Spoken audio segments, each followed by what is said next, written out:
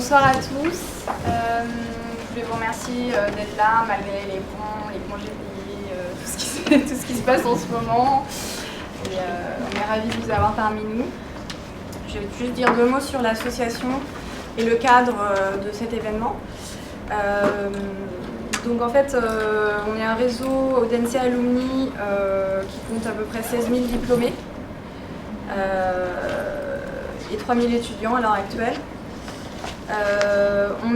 Cette association elle est animée à travers à peu près 300 ambassadeurs, donc soit des gens qui sont comme nous dans l'organisation d'événements autour de thématiques de club. Donc, ce soir c'est un événement finance avec le club finance et club développement durable. Il y a marketing, vente, plein de choses, soit sur des thématiques régionales, donc il y a des chapters à Shanghai, à Londres, à Toulouse, etc. Bon, je vous invite à aller voir sur myodensianetwork.com pour en savoir plus. Voilà, donc Audencia Alumni est là pour vous aider à vous connecter. On est avant tout une association pour créer du lien entre les diplômés d'Audencia, les étudiants, mais aussi l'extérieur. Il y a un service d'accompagnement de carrière également. Et puis quelques événements un petit peu prestigieux comme les Audencia Alumni Awards. Deux mots sur notre club développement durable, donc Elzane et Delec. Il y a le soutien en force aujourd'hui avec Maud Le Sieur. Voilà, Émilie, voilà, Pierre Pajot. Et il y a une cinquième personne au club développement durable qui est en déplacement et qui s'appelle Audrey Daniel. Voilà. Donc au club développement durable, on organise entre 2 et 5 événements par an. Les prochains événements seront autour de la cosmétique bio, faire sa propre cosmétique bio et du speed dating, potentiellement du marketing implicatif aussi. Si vous souhaitez nous rejoindre ou être tenu au courant, vous avez Facebook, on vous tient au courant des actus, le Twitter plus général Audencia Alumni et le LinkedIn qui est notre manière de créer un lien aussi avec l'école, puisque c'est un LinkedIn partagé avec les enseignants-chercheurs, les acteurs d'Audencia. Des thématiques RSE. Donc on a le grand plaisir d'accueillir Jean-Guillaume Péladan. Merci d'être là. Et puis on va donc avoir votre présentation pendant une demi-heure. Ensuite, je vous laisserai quelques petites questions. Et on enchaînera sur une table ronde qui durera à peu près 45 minutes. Voilà, et on espère pouvoir répondre à cette question. Quelle épargne performante pour la planète et surtout pour moi. En commençant par décortiquer 2-3 concepts. Merci. Merci de l'intérêt que vous avez pour ce sujet. Vous allez vite comprendre qu'il m'intéresse aussi beaucoup.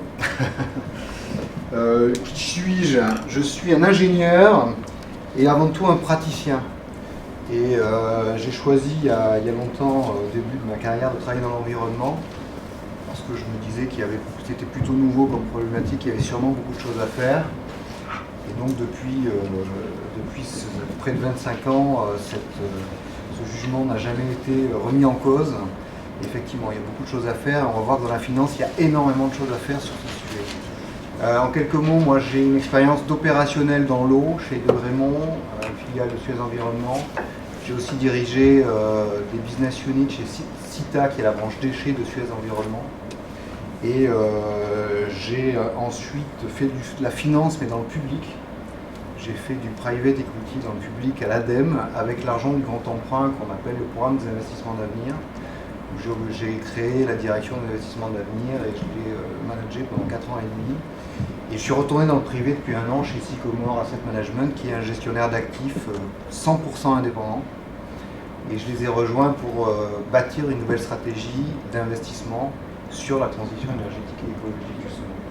Et sinon, j'ai été pendant de nombreuses années au Centre des jeunes dirigeants. Et puis j'ai écrit aussi un bouquin. Oui, je suis passé aussi 2 ans au BCG, Boston Consulting Group. Voilà, donc j'ai vu différentes facettes. Et puis vous pourrez retrouver l'ensemble de la bibliographie, à la fois des sites internet, des livres, sur un site que j'ai créé qui s'appelle greeninsight.fr, où vous trouverez en fait tous les éléments qui sont également dans mon bouquin que j'ai fait il y a quelques années, que je mets à jour pour, si vous voulez creuser le sujet de l'interface entre écologie et économie. Voilà, alors rapidement, j'ai un challenge. J'ai juste une demi-heure pour vous parlez de la finance face à la transition énergétique, écologique. Si je sors d'ici, si on sort tous ensemble avec quelques idées reçues en moins, j'estimerais que j'aurais fait le job. Et puis surtout que ça va susciter des questions. Vous êtes prêts? On va aller vite. Pour gagner du temps, il faut bien poser le problème. Moi je dis souvent qu'un problème bien posé à moitié résolu. Alors la question posée ici, c'est est-ce que le développement durable, ça existe? Alors on peut regarder les différents pays du monde. Et vous avez en axe des X l'empreinte écologique. Alors l'empreinte écologique, c'est des hectares globaux c'est une unité, une métrique environnementale agrégative qui est développée par le Global Footprint Network et le WWF depuis une quinzaine d'années et qui mesure en gros la surface de terre que vous occupez et dont vous avez besoin pour à la fois prélever des ressources mais aussi absorber vos déchets, y compris les gaz à effet de serre. Et vous avez sur l'axe des Y l'indice de développement humain. Alors vous savez ce que c'est ça ou pas? Non, pas vraiment. Donc ça, est-ce qu'il y en a qui ont des enfants? Pas encore. Si, quand même. Parce qu'en général, maintenant, on l'apprend à l'école. L'IDH, c'est tout simplement une combinaison entre niveau de vie exprimé en parité de pouvoir d'achat, niveau d'alphabétisation, donc le niveau d'éducation, et espérance de vie qui mesure la santé. Donc on utilise cet indicateur pour mesurer le développement. C'est l'ONU qui fait ça et le PNUD depuis une vingtaine d'années. Et donc en général, on a un pays développé lorsqu'on est à plus de 0,8 et on a aussi donc une durabilité assurée lorsqu'on ne consomme pas plus qu'une planète. Et lorsqu'on met tous les petits points que vous avez là, c'est les pays du monde. Et en fait, on voit que le développement durable, c'est cette zone-là où on est à la fois développé et durable. Et en fait, il n'y a personne dedans. Je veux bien prendre un verre d'eau, il y a encore que l'air est assez sec là, avec la clim. Et donc, alors après, on peut jouer, mais on n'a pas beaucoup de temps, de savoir quels sont les pays, où est la France, où est les États-Unis. Alors, les États-Unis, c'est facile. C'est un pays qui est très développé, mais avec une grosse empreinte écologique, à peu près 5 planètes. La France est à peu près au milieu. Alors, Danemark, merci bien. Est-ce que je peux profiter de la possibilité que, en gros, si chacun de nous consommait autant que dans ce pays-là, il faudrait 5 planètes, c'est ça? Voilà, c'est ça. C'est l'empreinte écologique ramenée à l'empreinte écologique moyenne. Et donc, lorsqu'on a un pays qui est ici, si tous les habitants de la Terre vivaient comme des Américains, il faudrait 5 planètes. C'est comme ça que ça se lit. Je suis assez familier de ça, mais effectivement, c'est pas intuitif. Voilà, donc en gros, le Danemark, on croit qu'ils sont très verts, mais en fait, ils ont une électricité qui est très carbonée, notamment, et c'est ce qui fait qu'ils ont une empreinte écologique qui est assez élevée. Et après, on a même la Hollande qui est plutôt par là, la France est à peu près au milieu. Et les pays en développement, ils sont en cours. Et bizarrement, un des pays qui est finalement pas très loin de la cible, c'est la Chine, mais qui s'oriente vers cette trajectoire et qui arrivera ou pas à la corriger dans les années qui viennent. Et alors pour rigoler, le pays qui est le plus près, c'est quand même Cuba. C'était l'enseignement contre-intuitif, mais dès qu'on prend des lunettes sur l'environnement, en général, ça nous change beaucoup de grille de lecture. Donc voilà, maintenant qu'on sait que le développement durable n'existe pas, alors c'est terminé en fait, le message principal est passé, on peut quand même essayer de chercher, est-ce qu'on peut s'en approcher? Voilà, donc 3 points et je vais aller très vite. Pourquoi et comment la transition? La transition, c'est ce qu'on appelle l'Energiewende en Allemagne, le Green Shift, c'est ce qu'on appelle aussi la transition énergétique et écologique en France. C'est tout simplement une transformation radicale de la société. Et je veux juste donner quelques éléments pour que vous compreniez qu'il s'agit d'un changement de modèle, pas juste un ajustement à la marge. Alors la nouvelle donne, c'est quoi? C'est assez simple. Lorsqu'on regarde l'histoire de l'humanité, on prend un peu de recul, paf, moins 10 000 ans jusqu'à plus de 2000 ans après Jésus-Christ, on regarde la population mondiale. Ce qui s'est passé, c'est que depuis le début de la révolution industrielle, on est passé de 700 millions à peu près plus de 7 milliards aujourd'hui, et on sera à peu près vers 9,5 milliards en 2050, 9,7 milliards d'après les scénarios moyens. Ça veut dire que juste tout simplement en l'espace de 200 ans, on a fait un facteur 10 en termes de population. Alors, 10 c'est déjà beaucoup, mais en fait c'est beaucoup plus que ça. Lorsqu'on regarde la consommation d'énergie par habitant, et là vous avez une illustration avec les différents types d'énergie, donc le charbon en bas, le pétrole là, et puis le gaz là, puis un peu d'hydro, un peu de nucléaire. Alors il y a la biomasse qui est pas, parce que les chiffres on les a pas, surtout en 1880. Mais donc ce qui est intéressant de voir, c'est qu'on voit très bien les 30 glorieuses. Les 30 glorieuses, c'est l'énorme ascension qui est là. En fait, en une trentaine d'années, on a multiplié par 3 l'énergie utilisée par habitant au niveau mondial. Et finalement, on voit que sur à peu près 100 ans, on a multiplié par 10 toujours l'énergie utilisée par chaque habitant. Alors comme pendant cette période, l'humanité a fait un facteur 4 en termes démographiques, on a multiplié par 40 l'énergie utilisée par habitant à l'espace de 100 ans. Et là, on commence à se dire qu'on parle d'ordre de grandeur qui change. Alors concrètement, cette énergie, ça a été le premier facteur de production. Il y a beaucoup d'économistes classiques qui disent que c'est le capitalisme qui a fait ça. En fait, quand vous avez une lecture physique du monde, vous comprenez que ce n'est pas que le capitalisme. C'est surtout le fait d'avoir accès à de l'énergie pas chère. Et elle a été sous forme de charbon historiquement, ensuite sous forme de pétrole et de gaz. Et qu'aujourd'hui, lorsqu'on regarde l'énergie primaire utilisée par l'humanité, eh ben on a à peu près 80% de cette énergie, qui est même 82%, qui est d'origine fossile. Le reste, c'est un peu de nucléaire et puis du renouvelable. Donc on peut dire qu'on est une civilisation fossile. 82%. Alors lorsqu'on regarde pas seulement l'énergie, parce qu'il y a aussi, pour faire tourner pour avoir atteint ce niveau de développement, on a aussi besoin de beaucoup de matériaux. Là aussi, quand on prend un peu de recul, on peut pouvoir prendre un siècle de prix de matières premières.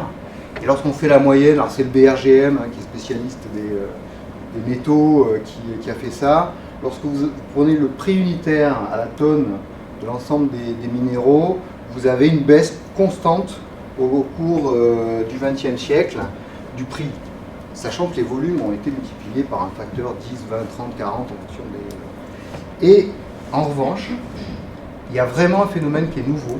C'est que depuis, allez, on va dire 10 ans, ça a commencé au début des années 2000, on a vraiment un basculement sur les systèmes d'équilibre d'offre et de demande, avec le passage, là c'est le prix du cuivre par exemple, sur 15 ans.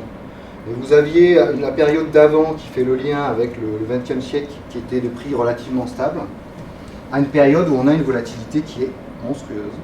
Donc on a connu les années 2006-2007 avec des pics où le cuivre est passé de 2 € le kilo, là c'est un millier d'euros à la tonne, donc 2 € le kilo à 6 ou 7, et avec après une redescente pendant la crise où la demande a baissé, et puis une remontée. Et puis là on parle de baisse des matières premières aujourd'hui, sachant qu'il est toujours quand même à 4,5 € le kilo, ce qui est un prix historiquement en fait très élevé, même si on parle de dépression des matières premières.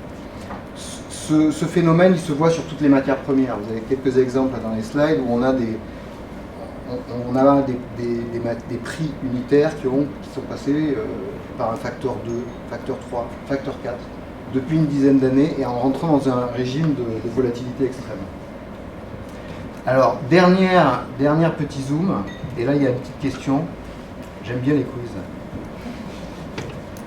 Puis ça vous fait travailler un peu aussi. Alors, on a regardé l'énergie, la matière. Maintenant, si on regarde de l'autre côté du système, à l'autre bout du tuyau de la société de consommation, si on regarde les déchets. Je vous ai donné, pour vous aider, un ordre de grandeur. Ce qu'on voit aujourd'hui au quotidien dans notre maison, c'est ce qu'on jette dans notre poubelle. Voir ce qu'on met en plus aux encombrants et aux déchetteries. Le chiffre donné par l'Agence de l'environnement et de la maîtrise de l'énergie, l'ADEME, c'est à peu près 1 kg par jour et par personne. 365 kg par an. Et si vous comptez les encombrants et ce qu'on met à la déchetterie, c'est à peu près 1,25 kg. La question c'est, maintenant, si vous comptez tous les flux de matière solide, je ne parle pas du liquide, solide, que vous utilisez pour votre quotidien. Donc y compris, il y a une chemise made in China ou un jouet ou un smartphone, etc., qui a aussi produit des déchets là-bas, mais qui, in fine, se trouve dans votre main. Et puis votre maison, et puis tout ce qu'il faut pour votre niveau de vie. Qu'est-ce que ça veut dire comme flux physique utilisé, toujours en kilos par jour? Ce qu'on appelle, lorsqu'on fait des bilans matière par pays, Total Material Consumption. 3 kilos, 14, 63 ou 309? Allez, 3 kilos, qui c'est qui dit 3? D'accord, 14. 63, 309. C'est assez équilibré. Non, mais là, écoutez, vous êtes bon parce que c'est ça. Et en fait, ce qui est assez effrayant, c'est que lorsqu'on fait en fait le bilan de toutes les matières utilisées, y compris ce qu'on extrait sur le territoire français, y compris les importations, on arrive à un niveau de besoin apparent. Lorsqu'on rajoute les flux indirects associés aux importations, donc ça c'est les déchets qui ont été laissés en Chine par l'objet qui a été fabriqué là-bas, et que vous retirez en plus après les exportations et les flux indirects associés aux exportations, vous avez compris, et bien à la fin, c'est pas 400 kilos par an que vous avez, c'est 50 fois plus. Et il y a un facteur 50 entre les déchets que vous voyez, que vous mettez dans votre poubelle, et finalement votre réelle consommation matérielle. Donc si vous aviez peur de ne pas laisser de traces de votre vivant, j'espère que vous partirez complètement rassuré. Voilà. 23, là vous l'avez en tonnes par an, par habitant, ce qui fait 63 kilos par personne et par jour. 63 kilos, donc à peu près son propre poids, en moyenne. C'est un sujet sensible, le poids souvent, mais voilà. C'est à peu près votre propre poids que vous générez tous les jours en termes de déchets. Alors, ça veut dire quoi au global? Ça, c'est l'iceberg des déchets qui illustre ce propos. J'accélère. Donc, en résumé, ça veut dire quoi? Le PIB, finalement, on apprend à l'école que c'est grâce au capital et au travail qu'on fabrique du PIB. En fait, c'est pas seulement grâce à ça, c'est aussi parce qu'on prend des matières entrantes. Et puis à l'autre bout du tuyau, on prend des ressources qui sont fossiles, par exemple pour l'énergie, 80%, les minéraux, etc. Et puis on pompe aussi des ressources renouvelables et on génère des déchets, alors gazeux, liquides, solides. Et en fait, quand on voit finalement, on essaie de savoir ce que mesure le PIB, c'est pas le bien-être. Aujourd'hui, c'est quelque chose qui est assez démontré, il y a eu beaucoup d'études sur ce sujet-là, il y a eu un rapport commandé par Sarkozy, etc. On sait que le PIB mesure en gros la vitesse à laquelle on transforme des matières en déchets. Et on utilise de l'énergie. Ça mesure relativement bien ça. C'est tout.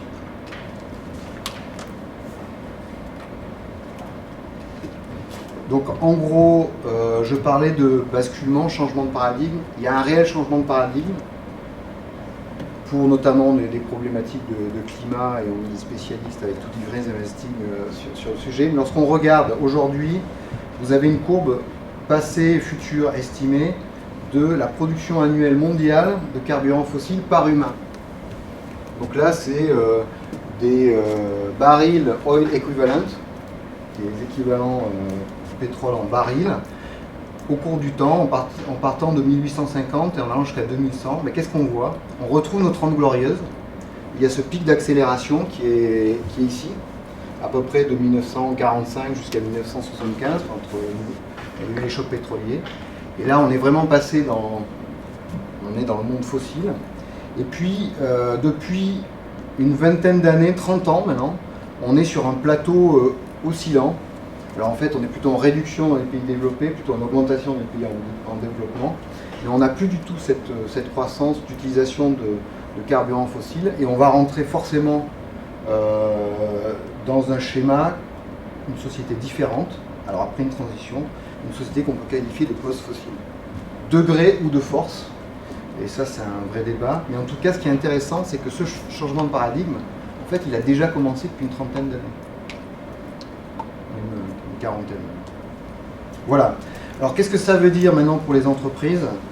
Je vais accélérer aussi ce que j'ai appris au Boston Consulting Group notamment sur l'avantage compétitif. Vous avez sûrement appris dans votre chère école. Voilà, moi, la conséquence de ça, c'est que quand vous avez un changement de paradigme, les avantages compétitifs changent. Avant, il fallait utiliser le maximum de ressources. Demain, et déjà aujourd'hui pour beaucoup, il faut l'utiliser de manière optimale. Hier, les économies d'échelle, la taille, ça poussait donc, grâce aux économies d'échelle, aller vers la centralisation. Dans un monde qui est bousculé avec des tensions, et on le vit déjà depuis un sacré moment, c'est l'agilité, la réactivité et la décentralisation qui permettent cette agilité, cette réactivité qui sont des vrais avantages compétitifs.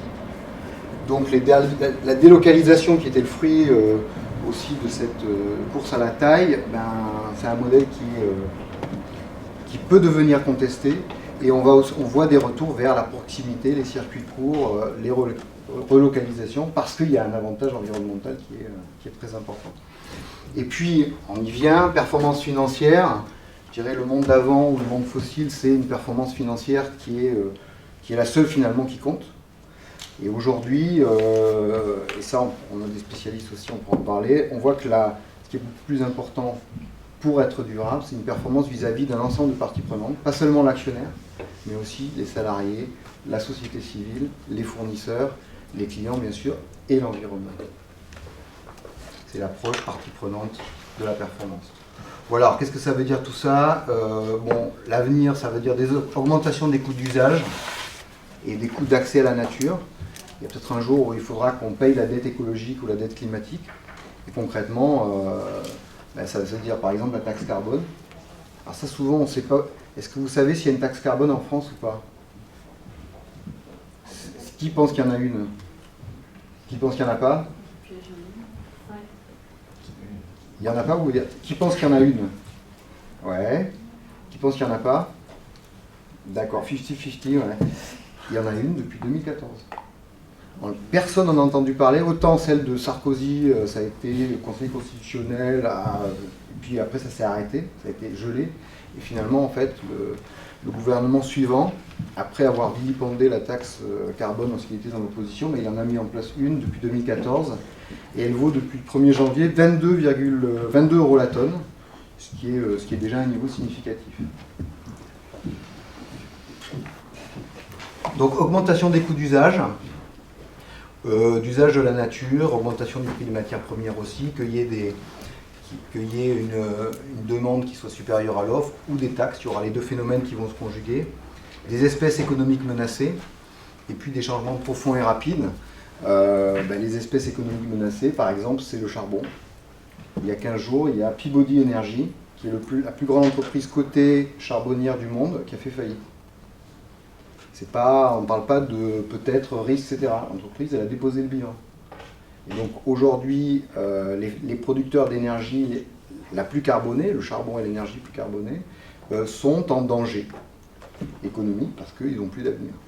Alors les financiers parlent aussi de bulle du carbone, de stranded assets, mais c'est aujourd'hui une réalité concrète. Les changements profonds, ils sont saisissants dans deux domaines que je connais bien à la fois comme investisseur public puis privé. Le premier domaine, c'est la mobilité. Donc on voit un changement de paradigme qui est en train de s'annoncer avec l'autopartage qui commence à devenir une réalité, Blablacar, qui faisait sourire tout le monde, que d'ailleurs personne ne connaissait parce qu'avant ça s'appelait autopartage.fr. Aujourd'hui, celui qui ne connaît pas Blablacar, il est un peu has-been, quoi. Et donc la mobilité et les usages qu'on a autour de cette mobilité, le véhicule électrique, véhicule hybride. Il y a 10 ans, moi je roulais en Prius, on me regardait comme un ovni. Maintenant, c'est très très commun de rouler en Prius, tous les chauffeurs de taxi en ont, qu'on soit à San Francisco, à Paris ou à Vienne. Voilà, il y a vraiment des choses qui se sont transformées. Le secteur de l'automobile se transforme à une vitesse qui est énorme. Deuxième changement rapide, c'est aussi l'énergie, évidemment. Je parlais du charbon tout à l'heure. On est vraiment parti, on a basculé d'un monde où la seule énergie renouvelable pas chère, c'était l'hydroélectricité. Ça l'est toujours d'ailleurs. Mais c'était la seule. Et toutes les autres énergies renouvelables, photovoltaïque, éolien, la géothermie, etc., étaient plus chères. aujourd'hui, ce paradigme a disparu. Et le photovoltaïque en particulier, mais l'éolien aussi, deviennent, dans beaucoup de cas, il faut quand même qu'il y ait du soleil et du vent, moins cher que des énergies fossiles classiques et que le nucléaire. Et ça, c'est vrai depuis 1 ou 2 ans seulement. Et ça change radicalement la donne. Bon, il y a l'agriculture aussi qui doit changer beaucoup, mais ça, on en parlera. Juste pour vous donner un éclairage, c'est quoi une transformation? On prend le cours de bourse, par exemple, de Valeo. Valeo est un acteur qui s'est orienté, alors c'est l'inventeur du stop and start, avec des financements de l'ADN, il y a 20 ans d'ailleurs, qui s'est engagé de plus en plus vers une stratégie vers l'hybridation. Résultat des courses, quand vous regardez 7 ans de cours de bourse, vous avez en vert Valeo, et vous avez la moyenne du secteur automobile, ce qui est en gris, sur une base 100, ramenée à 2009. On voit que Valeo a réussi sa transformation en spécialiste mondial de l'hybridation. Il ne fait pas que ça, il fait aussi de la climatisation, d'autres parties de l'essuyage, mais c'est aujourd'hui à peu près 30% de son business, les chaînes de propulsion. Il a réussi à clairement créer de la valeur avec ses choix stratégiques. Et aujourd'hui, il n'a pas du tout la même marge. Et la marge, elle est d'ailleurs plutôt chez les fournisseurs que chez les constructeurs, ce qui n'était pas vrai il y a 10 ans. Donc, premier exemple. Deuxième exemple, l'énergie. Là, vous avez 3 cours de bourse aussi, alors c'est facile, 4 ans entre RWE, qui est l'électricien géant allemand avec une base charbon très, très large, dont l'action baisse régulièrement depuis des années. Et vous avez EDP, qui est Energia de Portugal, qui est une entreprise qui a fait un virage avec une stratégie orientée vers le renouvelable à partir de la fin des années 2000, vers 2008-2009, et qui a créé dans ce mouvement EDP Renovabase, qui est donc une filiale dédiée 100% à l'éolien, ceux qui connaissent, et qui est également cotée. Alors ce qui est intéressant, c'est qu'on voit donc le spin-off ici, EDP Renovabase, la maison mère ici, et puis le fossile, le producteur fossile. Clairement, leur sort diverge complètement. Alors voilà, donc les solutions pour faire face à cette transformation, c'est de faire de l'économie circulaire, qui est l'opposé de l'économie linéaire. Le modèle minier en haut, j'extrais, je transforme, je jette, et le modèle économie circulaire, je vais essayer de moins utiliser, réduire au début en amont, puis après réutiliser, puis après recycler les déchets. Alors, bien sûr, c'est un des modèles de solution, c'est vendre un usage, c'est ce qu'on appelle l'économie de fonctionnalité. Et alors, ça, on le voit avec Bissing, ça c'est à Barcelone, ça existe depuis 11 ans en Barcelone. C'était une des premières villes à mettre des vélos en type Vélib, c'est exactement le même concept. Mais on a aussi Michelin qui vend du pneu en service, c'est-à-dire qu'il facture au roulage. C'est des centimes d'euros par centaine de kilomètres qui sont facturés. Et c'est Airbnb, c'est un exemple récent d'économie de fonctionnalité. L'autolib, bien sûr, c'est l'autopartage. Et puis il y a plein d'acteurs où c'est aussi faire de l'eau gazeuse chez soi. Plutôt que d'acheter des bouteilles d'eau gazeuse, vous mettez votre eau du robinet et vous achetez en fait le fait de fabriquer votre eau gazeuse chez vous. Voilà. Bon, ça c'est facile à comprendre. On sait qu'il y a un marché plus gros que l'autre, c'est la petite voiture évidemment. Et puis quand même, pour déplacer son corps, 75 kg ou 60, comme vous voulez, se mettre dans une voiture qui pèse 1,5 tonne, c'est quand même débile. Donc il y a quand même aussi une marge de progression. Voilà, juste un petit quiz parce que j'aime bien vous faire travailler un peu. Quand on parle de mobilité justement, vous avez là la part de voitures électriques dans les ventes de voitures neuves en Norvège. Est-ce que c'est 0,6%, 3% ou 17%? 17%. Ouais, vous êtes bon. Oui, c'est 17% et c'est le plus élevé du monde, avec une politique d'incitation très forte. Ensuite, en France, même question. La part de voitures électriques dans les ventes de l'année qui vient de se terminer, 2015, En France, 0,9, 3 ou 17%. Ouais. Alors, non, vous êtes très très bon. Donc là, ça va être passionnant pour la suite. L'augmentation des ventes maintenant qu'il y a eu entre 2014 et 2015, toujours sur les voitures électriques en France, est-ce que ça a augmenté de 6%, de 17%, de 63%? Entre 2014 Tout à fait. Et là, on voit, alors, c'est passé de 0,6 à 0,9, mais on voit vraiment une accélération, un taux de croissance de 63%, c'est pas tous les jours que ça s'observe. Voilà, clairement, ce changement de paradigme, ça veut dire qu'il y a des acteurs complètement nouveaux qui apparaissent. Alors, vous avez quelques exemples. Alors, j'aime bien citer Target, qu'on a aussi dans le fond que j'ai créé chez Sycomore, parce que c'est la moquette, principalement, ou des revêtements de sol, mais c'est ceux qui ont l'offre la plus avancée en termes d'économie circulaire. Et aussi, ils font des produits sans phtalate et des choses comme ça. Serge Ferrari aussi, qui est un acteur français de toiles très spécialisées, qui sont utilisées par exemple pour faire de l'ombre dans les stades. Ils poussent leur offre jusqu'à faire des toiles qui peuvent être recyclées, ce qui est assez difficile parce que c'est des mélanges polyester-PVC. Energy Pool, c'est un agrégateur d'énergie, c'est un acteur des smart grids, les réseaux électriques intelligents. Blablacar, Drivey, donc c'est les acteurs de la mobilité partagée. Et puis vous avez aussi des gens qui font du génie écologique, Derven qui est une entreprise bretonne, ou EcoSolutions, c'est l'exemple du fonds qu'on a créé chez Sycomore, qui est un produit aussi qui s'inscrit dans ce basculement, investissement vert. Voilà, alors clairement pour lancer le débat, maintenant que je fais quoi de mon épargne? C'était la question posée. Il y a un truc qui change, mais c'est un changement radical. Alors, et la finance dans tout ça? Lorsqu'on regarde déjà l'actualité, on voit une accélération. Alors, je vous ai donné quelques chiffres sur la voiture électrique. On peut aussi donc voir l'économie du partage, qui est vraiment quelque chose qui devient que les gens pratiquent. Moi, j'ai changé mon appart pour aller à New York il y a 1 an et demi. C'était super. Et ça vous donne accès à... Donc, vous utilisez votre propre bien pour voyager. C'est quand même très, très intéressant. On fait des économies considérables.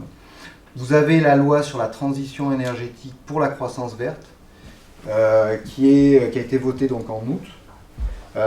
C'est elle d'ailleurs qui fait une programmation du prix de la taxe carbone et qui va jusqu'à le faire monter à 56 € en 2020 et à 100 € en 2030.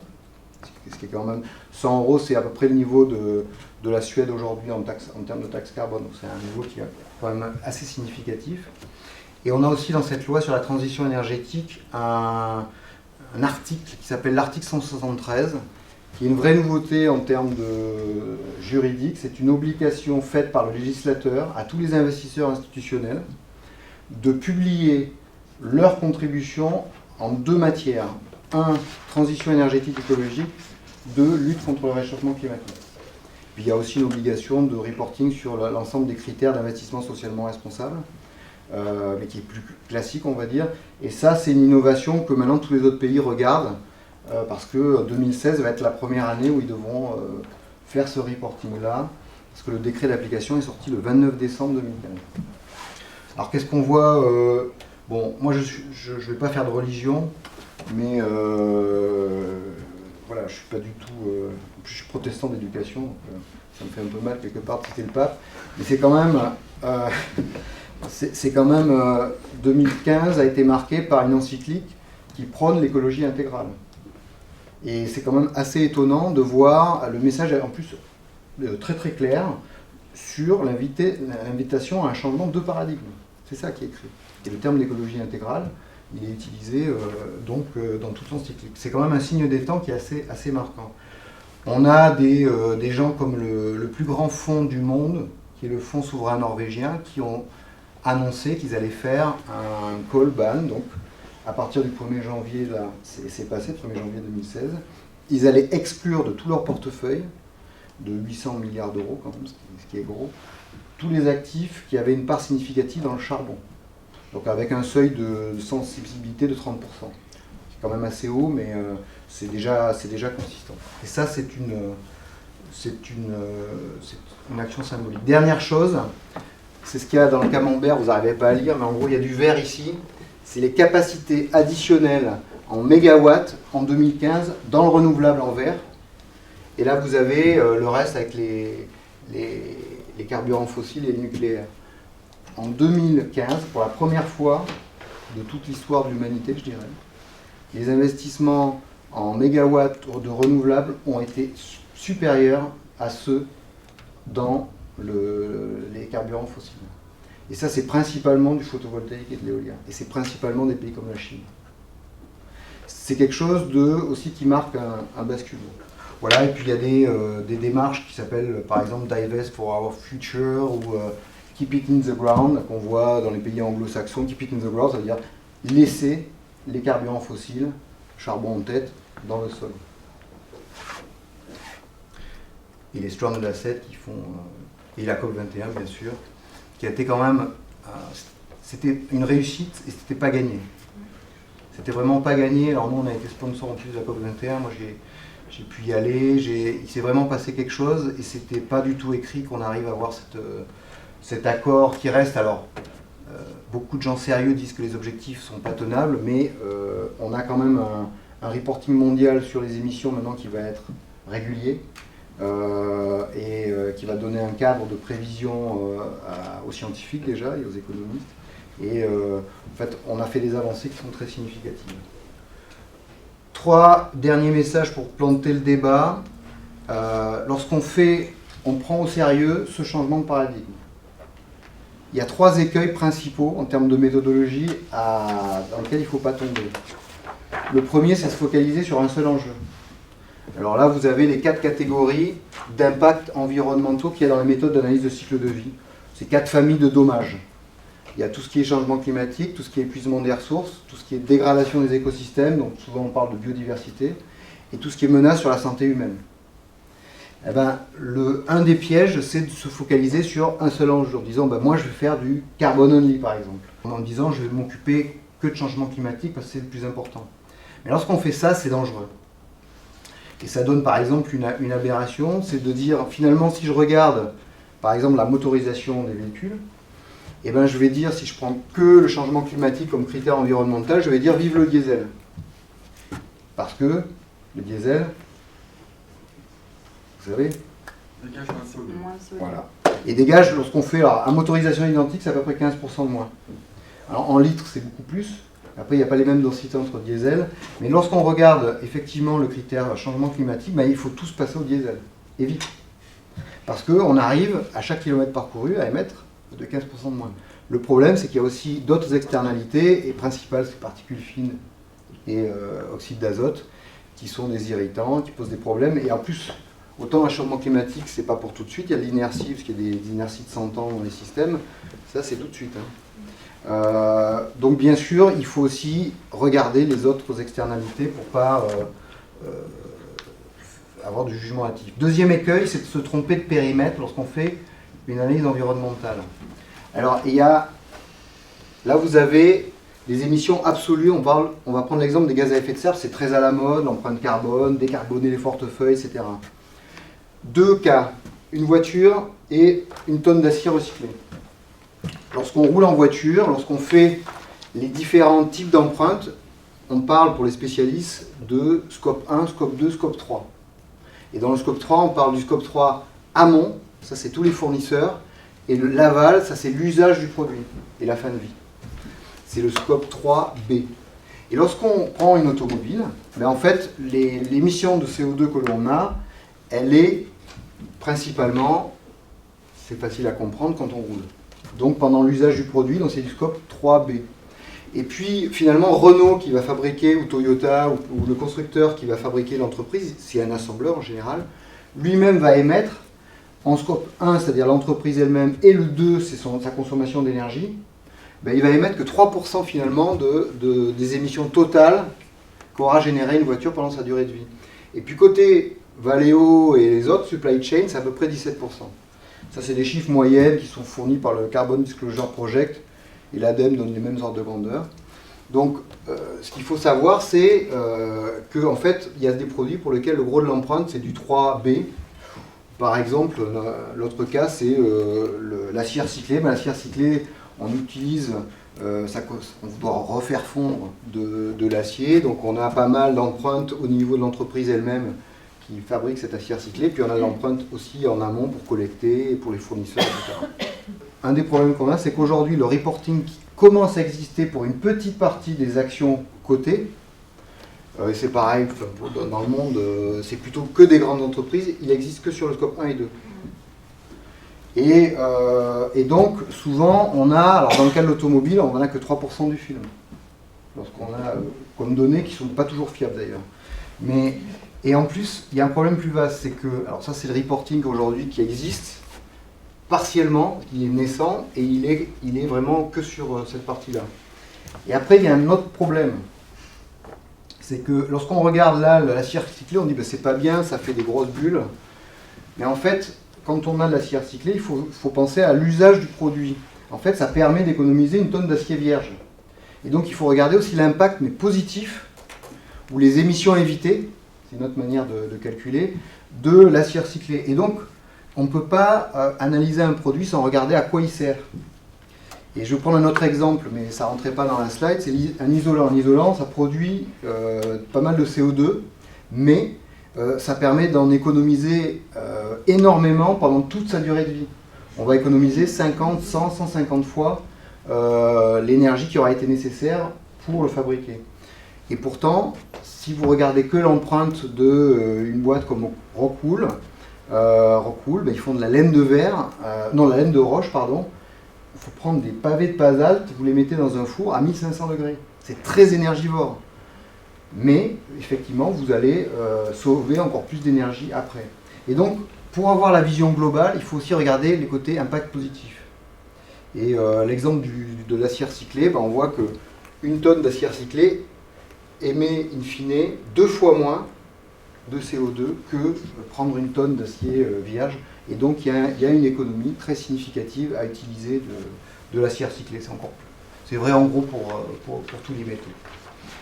Qu'est-ce que ça veut dire? Ça veut dire que lorsqu'on doit apprécier l'impact environnemental d'un sujet, il faut non seulement compter toutes les émissions absolues, y compris pendant l'usage, mais également regarder l'utilité du produit. Donc ce qu'on peut appeler l'impact positif. Voilà, et après il y a un troisième écueil, là c'est assez facile, c'est tout attendre des clean tech. Ok, le changement de paradigme, en fait la technologie va nous sauver. Bon, lorsqu'on regarde déjà les innovations, lorsqu'on regarde concrètement les chiffres de l'INSEE ou des gens qui suivent ce genre de choses sur l'innovation, on voit que les principaux types d'innovation, c'est pas l'innovation technologique, c'est plutôt l'innovation en termes de marketing ou d'organisation.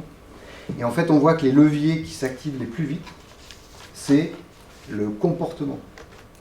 Du jour au lendemain, on peut prendre Blablacar et du coup, au lieu de rouler tout seul dans sa voiture, on va être à 3. Là, on divise par 3 son empreinte au kilomètre.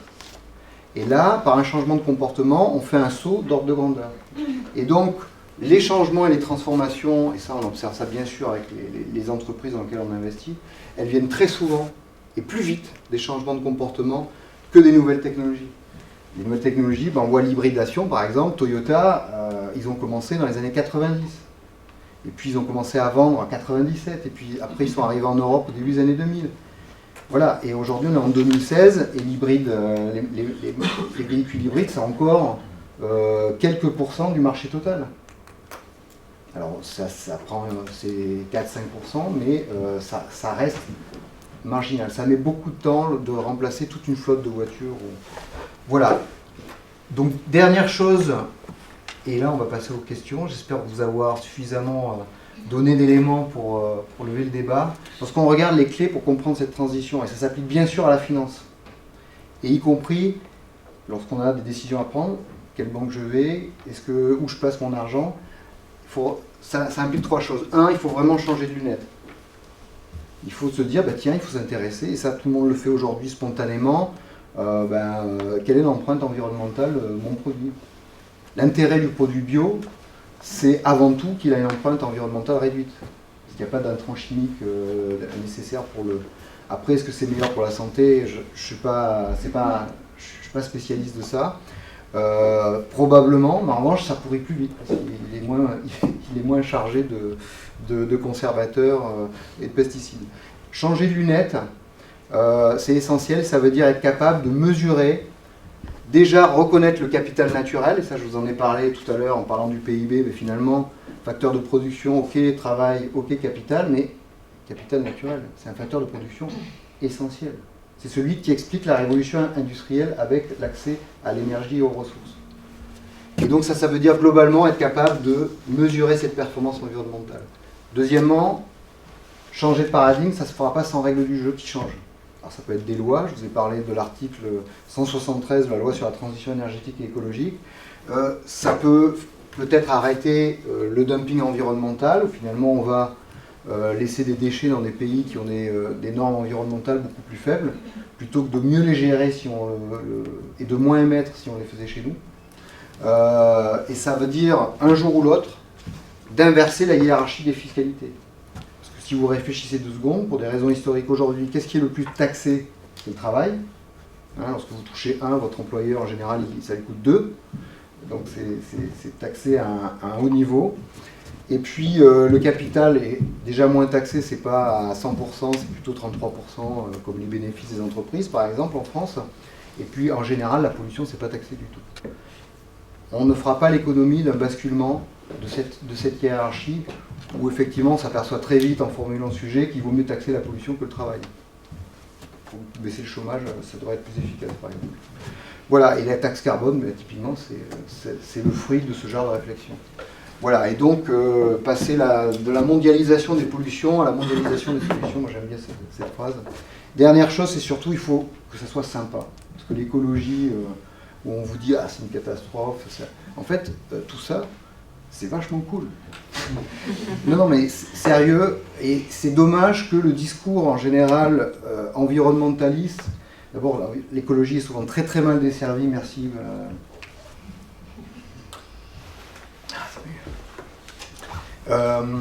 Est très mal desservi en général, notamment par les politiques. Mais en fait, tout ça bougera parce qu'on aura envie, parce qu'on va changer son comportement. Voilà, c'est souvent, il y a la raison et la passion qui nous meuvent, qu'on soit citoyen, parents, entrepreneurs, salariés, mais c'est souvent la passion qui est le moteur le plus fort. Et je pense que c'est avec ce moteur-là qu'on arrivera à faire cette transition, y compris dans la finance. Voilà. Est-ce qu'à ce stade, vous avez des remarques, des besoins de précision sur certaines choses? C'est la première question qui est souvent la plus... Les produits gérés justement dans ce genre de méthode. Produits financiers? Produits financiers, ça fait quel pourcentage du total? Alors, je pense que c'est intéressant d'avoir l'avis de tout le monde. Quasiment rien. Ça existe quasiment pas. Parce que tout ça est relativement nouveau pour l'instant. Alors il y a des green bonds qui commencent à émerger, mais ça représente en termes d'obligations. On a une entreprise comme Paprec qui est un acteur pur de recyclage qui a émis des obligations. Donc là il n'y a pas de problème, c'est assez clair. Ils font que ce métier-là, c'est un green bond. Voilà, et dans le monde de l'equity, il y a le fonds Éco-Solutions, Sycomore Éco-Solutions, que moi j'ai créé avec mes collègues de Sycomore, qui est positionné clairement sur la transition énergétique et écologique. Après, il y a quelques fonds aussi quand même, mais qui sont très peu nombreux. Ça, à mon avis, il y a pas mal de greenwashing, je dirais. Et si on parle de l'investissement socialement responsable qui est beaucoup plus large, et là vous compléterez, mais c'est peut-être 8% des placements qui sont dans cette catégorie. Après, ce qui est vraiment avec une approche environnementale très sélective, qui ne tombe pas dans les pièges que je vous ai donnés, allez, c'est 5-10% de ces 8%, donc c'est moins d'1%. Donc voilà, c'est des produits vraiment émergents qui rentrent dans cette catégorie-là. On est au début de l'aventure, comme la voiture électrique est au début de l'aventure aujourd'hui, avec 0,9% de part de marché en 2015, alors que c'était 0,6 en 2014, et encore moins les années d'avant. Peut-être si je peux compléter sur la question, c'est vrai qu'on n'a pas de chiffres en fait. C'est la difficulté tant sur l'investissement. Je peux laisser présenter. Donc, je vais me présenter, Céline Louche, en fait, professeure à Audencia. Je suis à Audencia depuis 3 ans seulement. Avant d'entrer à Audencia, j'enseigne tout ce qui est sur la responsabilité sociale des entreprises. Je suis dans l'Institut RSE. J'ai repris la direction de l'Institut RSE. J'ai également une chaire sur la vulnérabilité financière. Et voilà. Et sinon, avant Audencia, j'ai travaillé dans une autre école de management en Belgique, à Vlerick Business School. Et avant ça, j'ai travaillé à Erasmus University aux Pays-Bas et j'ai travaillé aussi dans l'investissement responsable.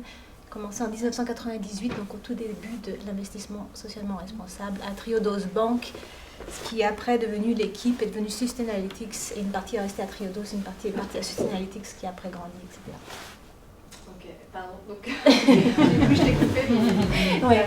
Bah, en fait, on manque de chiffres, on n'a pas de chiffres aussi parce qu'on n'a pas de définition claire. On n'a pas de définition claire, qu'est-ce que c'est qu'un green investment, green fund, on n'a pas du tout de définition et c'est la même chose avec l'investissement socialement responsable et c'est la grande problématique, on n'a pas de définition très claire. Il y a pas mal de données, donc il y en a qui disent c'est 3% à peu près de tout ce qui est asset under management prend en compte des critères ESG, Environmental, Social and Governance. Il y en a qui vont dire c'est 15%, il y en a qui vont aller 20, 30, donc on trouve des données complètement différentes parce que la manière dont c'est calculé est complètement différente. Et c'est la même problématique sur tout ce qui est green investment en fait. Et donc, ouais, on n'a pas les données. Bon, et les définitions en plus évoluent tout le temps dans le temps en fait. Donc, une question, est-ce que la vraie raison du développement lent de ces fonds éco-responsables, c'est pas l'opposition qu'il y a dans les esprits entre performance environnementale et performance financière tout simplement, parce que l'investisseur... J'adore cette question. Voilà. Je pense que, j'ai peut-être à répondre à la question, mais j'aimerais bien avoir votre avis. Non, mais c'est voilà, problématique. C'est une question. Alors, je parlais de préjugés au début. Globalement, il n'y a aujourd'hui aucune corrélation entre la performance environnementale, d'ailleurs, on a beaucoup de mal à mesurer, on vient d'en parler, et la performance économique, y compris à terme de rendement d'un portefeuille. En fait, donc, il y a des préjugés en revanche qui sont un peu boire ou conduire, il faut choisir, mais développement durable et performance économique, je ne peux pas avoir les deux. C'est un préjugé pur. Alors là, je vous ai montré quelques exemples d'économie de fonctionnalité, voiture électrique. Bon, il y a clairement aujourd'hui plein de solutions. Le bio, c'est quand même le seul segment de l'agroalimentaire qui croît depuis 30 ans, quoi. Alors ça part de rien du tout, et aujourd'hui, eh bien, on est obligé de faire venir en France le bio d'Italie, d'Espagne, voire de l'autre bout du monde. Et alors là, ça devient plus écologique, surtout si c'est en avion. Mais voilà, on est quand même aujourd'hui avec une accélération. Et le bio, c'est typiquement un truc, on va accepter de payer plus cher pour avoir quelque chose qui a une moindre empreinte écologique, qui normalement aussi vous empoisonne moins. Mais alors, et puis il y a beaucoup de cas où c'est moins cher. Le bio, c'est un exemple qui peut aller dans ce sens.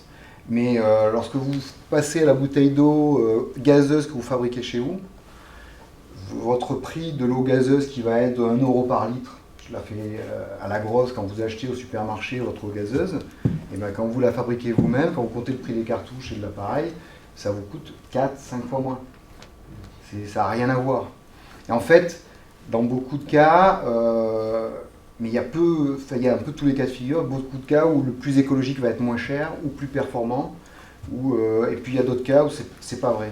Mais en général, c'est des axes qui sont pas corrélés, et donc ça veut dire que si vous faites de la gestion et vous êtes à la fois un bon stock picker au sens où vous sélectionnez bien vos portefeuilles selon des critères bien sûr économiques, et si vous mettez un filtre d'impact en disant je ne prends que les entreprises qui participent à la transition énergétique et écologique, vous faites les deux et vous avez à la fois la performance environnementale, à la fois la performance économique. Et en fait, si vous vous donnez les moyens d'être professionnel sur les deux métriques, vous pouvez tout à fait avoir les deux. Nous, c'est ce qu'on fait avec le fonds, et le fonds, il a été créé il y a 7 mois et il fait plus 6% de surperf. Parce qu'on fait les deux avec discipline. Alors merci déjà pour les questions qui ont déjà été posées, ça va m'éviter de les poser. Et pour qu'on puisse mieux comprendre le réglage, combien d'entre vous aujourd'hui travaillent ou une activité en lien avec la finance ou l'assurance? Quand même, d'accord. Pas là par hasard. Et donc les autres sont là en tant qu'épargnants, curieux, citoyens. Voilà, d'accord. Donc c'est bien, c'est à peu près équilibré. Comment? Ça peut être cumulatif. Et où? Bon, très bien. C'est super. On va essayer de trouver le bon réglage entre termes techniques et plus accessibles. Et puis de toute façon, je vais commencer par poser quelques questions, mais c'est vrai que c'est plus intéressant quand vous les posez directement. Si vous avez besoin de précision aussi, n'hésitez pas à intervenir, parce que des fois il y a du jargon. Donc voilà. Tu voulais réagir, et Hugues, voilà, si tu peux. Oui, donc moi c'est Hugues Chenet, je suis cofondateur et directeur scientifique d'une structure qu'on a du mal à définir parfois, qu'on définit comme un think tank, qui est une association qui s'appelle 2 Degrees Investing Initiative. 2 Degrees, c'est la référence à la cible climatique, au réchauffement maximal à ne pas dépasser. Investing, parce qu'on travaille sur la finance et voir comment faire en sorte que le secteur financier soit en phase, aligné avec cet objectif. Et initiative, parce qu'on est une association, on ne vend rien, on a pas mal besoin de financement, mais on n'est pas une structure commerciale. Voilà, et donc la structure en l'occurrence est née en France il y a près de 4 ans, plus ou moins dans un garage, à essayer de passer des idées à des investisseurs en leur expliquant que ce serait pas mal qu'ils commencent à regarder ça, qui continuent à essayer de calculer leur empreinte carbone, quand même, c'est pas, comme on l'a vu, la panacée, mais surtout qui se demandent s'ils financent vraiment la transition et la lutte contre le changement climatique. Et aujourd'hui, on a des bureaux à New York, à Paris, à Berlin et à Londres, et on est une quinzaine, et on travaille avec pas mal de monde du secteur financier, des ministères et gouvernements, des grosses fondations dont celle de Al Gore Generation, qui nous finance parmi d'autres, et la Commission européenne, qui nous finance plusieurs projets. Et juste à titre individuel, parce que la finance c'est un monde aussi, je pense que ça fait partie des obstacles dont on va parler, qui n'est pas forcément simple à comprendre du point de vue de la société civile, de l'épargnant lambda, enfin la personne qui a 1 euro et qui se demande ce qu'il peut en faire, s'il doit le mettre sous son oreiller ou ailleurs. Et donc moi je ne suis pas du tout un financier initialement, même si ça fait 10 ans que je suis dans ce secteur-là. Donc initialement je faisais de la recherche académique en sciences de la Terre, on va dire, en planétologie, en risque naturel, ce qui a duré un petit bout de temps, et 7 ans en l'occurrence, et ensuite je me suis retrouvé dans le conseil du côté du risk management dans la finance, en n'ayant aucun background en finance et en n'ayant jamais suivi un seul cours d'économie, ce qui est assez intéressant sur les techniques de recrutement dans la finance, sous l'angle de ce que j'ai apporté sur purement des histoires numériques, informatiques, scientifiques, statistiques, etc. C'était qui l'employeur? L'employeur était plutôt pas là, mais par contre c'est les gens chez qui on était en mission peu importe, qui avaient des problèmes pour pricer. Parce que j'ai signé l'accord pour être filmé, du coup c'est vrai, j'essaie de m'en souvenir. Non, simplement pour dire que c'était un enjeu de pricing des dérivés complexes. Du coup, on y recrutait plutôt des physiciens, des statisticiens que des économistes, parce que personne ne savait à quoi servaient leurs dérivés complexes. Bref, et de là, je suis arrivé à essayer de mixer les deux en travaillant sur les enjeux environnementaux, les aspects notamment de management des risques qui pouvaient être liés à ça. Et en étant sorti de cette boîte de conseil, on a monté donc cette structure qui s'appelle 2 Degrees Investing Initiative.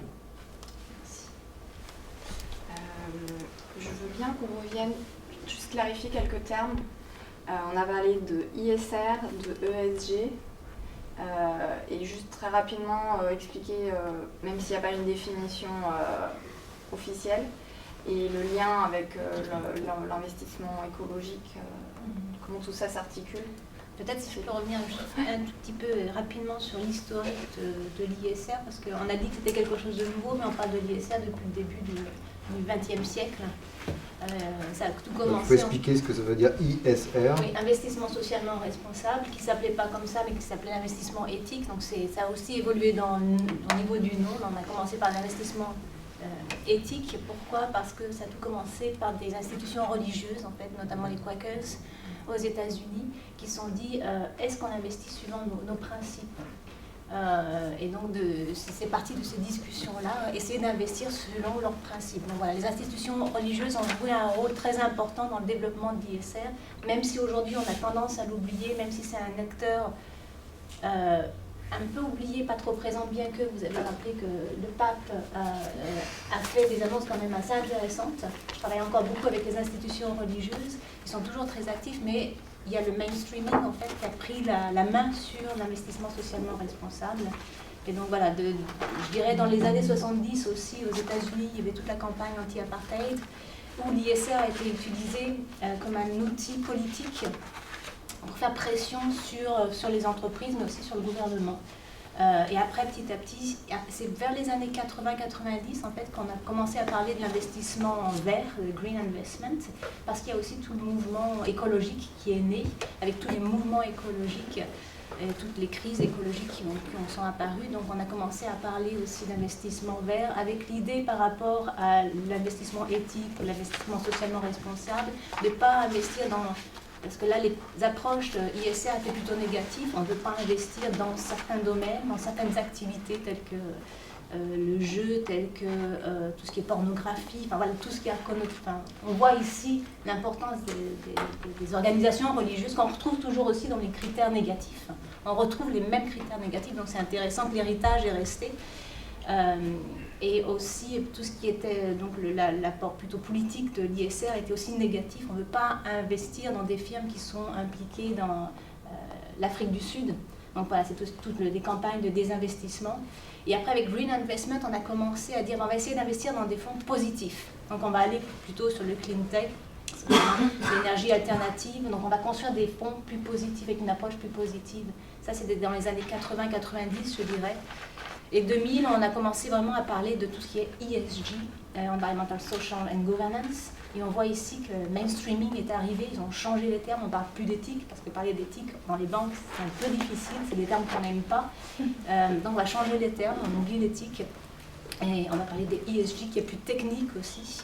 Donc beaucoup plus un côté beaucoup plus technique, avec des matrices, avec la présentation est complètement différente, plus quantitative que qualitative. Avant c'était très qualitatif, c'est passé vraiment maintenant au niveau quantitatif. On essaie de tout quantifier, donc c'est aussi une question à se poser, est-ce qu'on peut tout quantifier ou pas?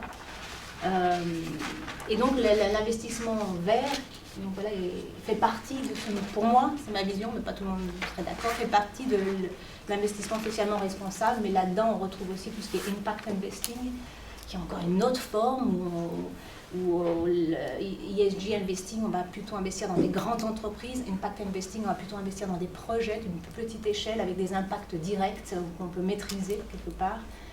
Quand on investit dans le CAC 40, on ne sait pas trop ce que font les entreprises, on n'arrive pas bien à mesurer l'impact de ces investissements. Donc voilà, il y a beaucoup de choses dans ce monde de l'ISR, dont le Green Investing, qui n'est pas si nouveau, puisque quand je travaillais aux Pays-Bas, il y avait tout ce qui est les Green Funds, il y avait c'était intéressant pour les particuliers d'investir dans les Green Funds, parce qu'il y avait une tax incentives, donc il y avait beaucoup, on poussait les gens à investir dans ces fonds déjà dans les années 80. Peut-être en France, c'est un peu plus récent, je pense. Ça commence juste à se développer. Et il n'y a pas de tax incentive du tout. Non. Donc voilà, juste pour clarifier un petit peu le champ. Merci beaucoup. Du coup, j'ai envie d'aller directement poser la question quels sont les freins, soit d'un point de vue acteur de la finance, soit d'un point de vue épargnant. Est-ce que vous voyez déjà des choses je pense, pour peut-être aussi continuer sur ce qui était évoqué tout à l'heure, dans le fait qu'on a l'impression d'être seulement à la naissance, on va dire, d'une dynamique. Je pense qu'il y a aussi un autre point qui n'a pas été abordé vraiment tel quel, qui est le côté de la demande et le pourquoi les acteurs le feraient. Je pense que ça c'est assez important parce qu'il y a encore relativement peu de temps, d'aller toquer à la porte d'un banquier ou d'un investisseur pour lui parler typiquement de climat. Enfin, moi, c'est surtout ce sujet-là que je connais. Ils ne comprenaient juste pas pourquoi on venait le voir. Enfin, moi, je réponds à la demande de mes clients. S'ils me demandent d'investir à droite, je vais à droite, ils me demandent d'aller à gauche, puis après, moi, je mets mon expertise par-dessus. Mais cette demande d'impact qu'on retrouve là dans les définitions de l'ISR d'aujourd'hui, on cherche un impact. Ça commence seulement, je pense, à être posé. Et pour revenir du coup sur ce que disait Céline, sur typiquement les approches générales d'ISR, donc d'investissement socialement responsable qui se sont développées ces dernières années, dizaines d'années, il y a aussi une sorte de manque de demande de la part de l'épargnant lambda, parce qu'il ne comprenait pas trop la différence, parce qu'au départ, il y a en effet une demande de sélection des bonnes entreprises dans son portefeuille, mais dans la transformation de cette démarche-là par un certain nombre d'investisseurs, ça se retrouvait à essayer de prendre le meilleur de son secteur et au final d'avoir un impact qui n'est pas forcément très visible de la part de l'épargnant. Typiquement, si c'est sur des enjeux climatiques, de choisir entre Total ou Exxon, c'est pas complètement transparent pour savoir lequel est le mieux, quoi. Si surtout on a en tête l'impact climatique, si on a un autre impact qui est celui qui fait qui a la meilleure transparence sur ses activités, donc on peut regarder son reporting, etc. Mais bref, le type de critère qui a été utilisé est complètement en train de changer. Donc du coup, on est dans une dynamique assez forte. Et donc pour revenir du coup sur cette question-là, je pense qu'il y a une grosse question de demande et de satisfaction de la demande via de l'information pertinente. Et là, on n'est plus du tout sur des aspects climatiques, ni même ISR au sens large. On est purement sur la transparence de ce que fait le secteur financier. Et à partir du moment où on sait dans quoi son euro qui est comment immobilisé sur tel fonds, dans telle banque ou sur tel type d'épargne, où est-ce qu'il va, à quoi il sert, qu'est-ce qu'il fait, on peut commencer à avoir des gens qui s'y intéressent, mais quand globalement on a zéro information sur ce que ça fait, et quand bien même au niveau même financier, zéro compréhension de qu'est-ce qui se passe derrière, je pense que ça aide pas du tout. Donc la demande de l'investisseur final, qui est l'investisseur initial, finalement vous et moi, avec nos petites économies, ça peut vraiment faire avancer les choses, mais pour ça il faut qu'il y ait que faire connecter l'euro initial que je sors de ma poche et l'endroit où il va. Et ça, c'est un autre enjeu qui dépasse largement les sujets climatiques, environnementaux, etc. Un frein, ce serait le manque de transparence aujourd'hui. C'est clairement, mais c'est une des définitions du fonctionnement, enfin, tu me diras, si tu es d'accord, mais du fonctionnement du système financier, c'est que ça passe beaucoup par l'opacité et le manque de transparence. Et même la demande de transparence n'est pas forcément là. Je ne sais pas si vous avez déjà demandé à votre banquier ou à votre assureur vie dans quoi est investi vos petites économies. A priori, personne ne se pose vraiment la question. Enfin, on pourra y revenir parce que justement, c'est des questions qui commencent à naître un petit peu. Mais donc, si la demande n'existe pas, l'investisseur, le professionnel, on va dire, du secteur financier, jusqu'à présent, n'avait pas besoin de le faire parce qu'on ne lui demandait pas. Donc là, ce qui est intéressant qu'on a commencé à voir avec la régulation, c'est le fameux article 173 sur lequel on a, chez nous, passé beaucoup de temps dans les phases préliminaires avant le vote, c'est justement d'amener un petit peu d'information, de transparence pour orienter les gens dans la bonne direction, mais du coup, ça vient des pouvoirs publics. Parce que, sachant que ça ne se fait pas naturellement, qu'il n'y a pas vraiment de mécanisme d'offre et demande qui a l'air d'être efficace là-dessus, essayons de mobiliser par les pouvoirs publics ce type d'information pour essayer d'amorcer cette roue et ce cycle vertueux d'offre et de demande quelque part. Donc c'est un sur les freins, ouais. Mais sur les freins, moi alors il y a quand même de l'espoir sur la demande, parce qu'aujourd'hui il y a des investisseurs institutionnels qui sont demandeurs d'un investissement qui a du sens, parce que ce sont souvent des acteurs publics, parapublics, qui ne veulent pas placer leur argent n'importe comment, et donc ils sont demandeurs d'une orientation verte, plus ou moins profonde ou consistante. Mais donc cette demande, elle est probablement pas émergente chez le consommateur classique ou dans le côté distribution et épargne pour le citoyen lambda, je vais dire. En revanche, elle est vraiment émergente et en forte croissance chez les investisseurs institutionnels. Alors, émergente, hein. Donc ça, c'est quand même une bonne nouvelle. Et l'article 73, il va aider il va accélérer un mouvement qui est dans le sens de l'histoire, comme j'ai essayé de vous le montrer tout à l'heure. Moi, j'aimerais parler d'un frein qui est la compétence. Aujourd'hui, on a très peu de repères en matière environnementale.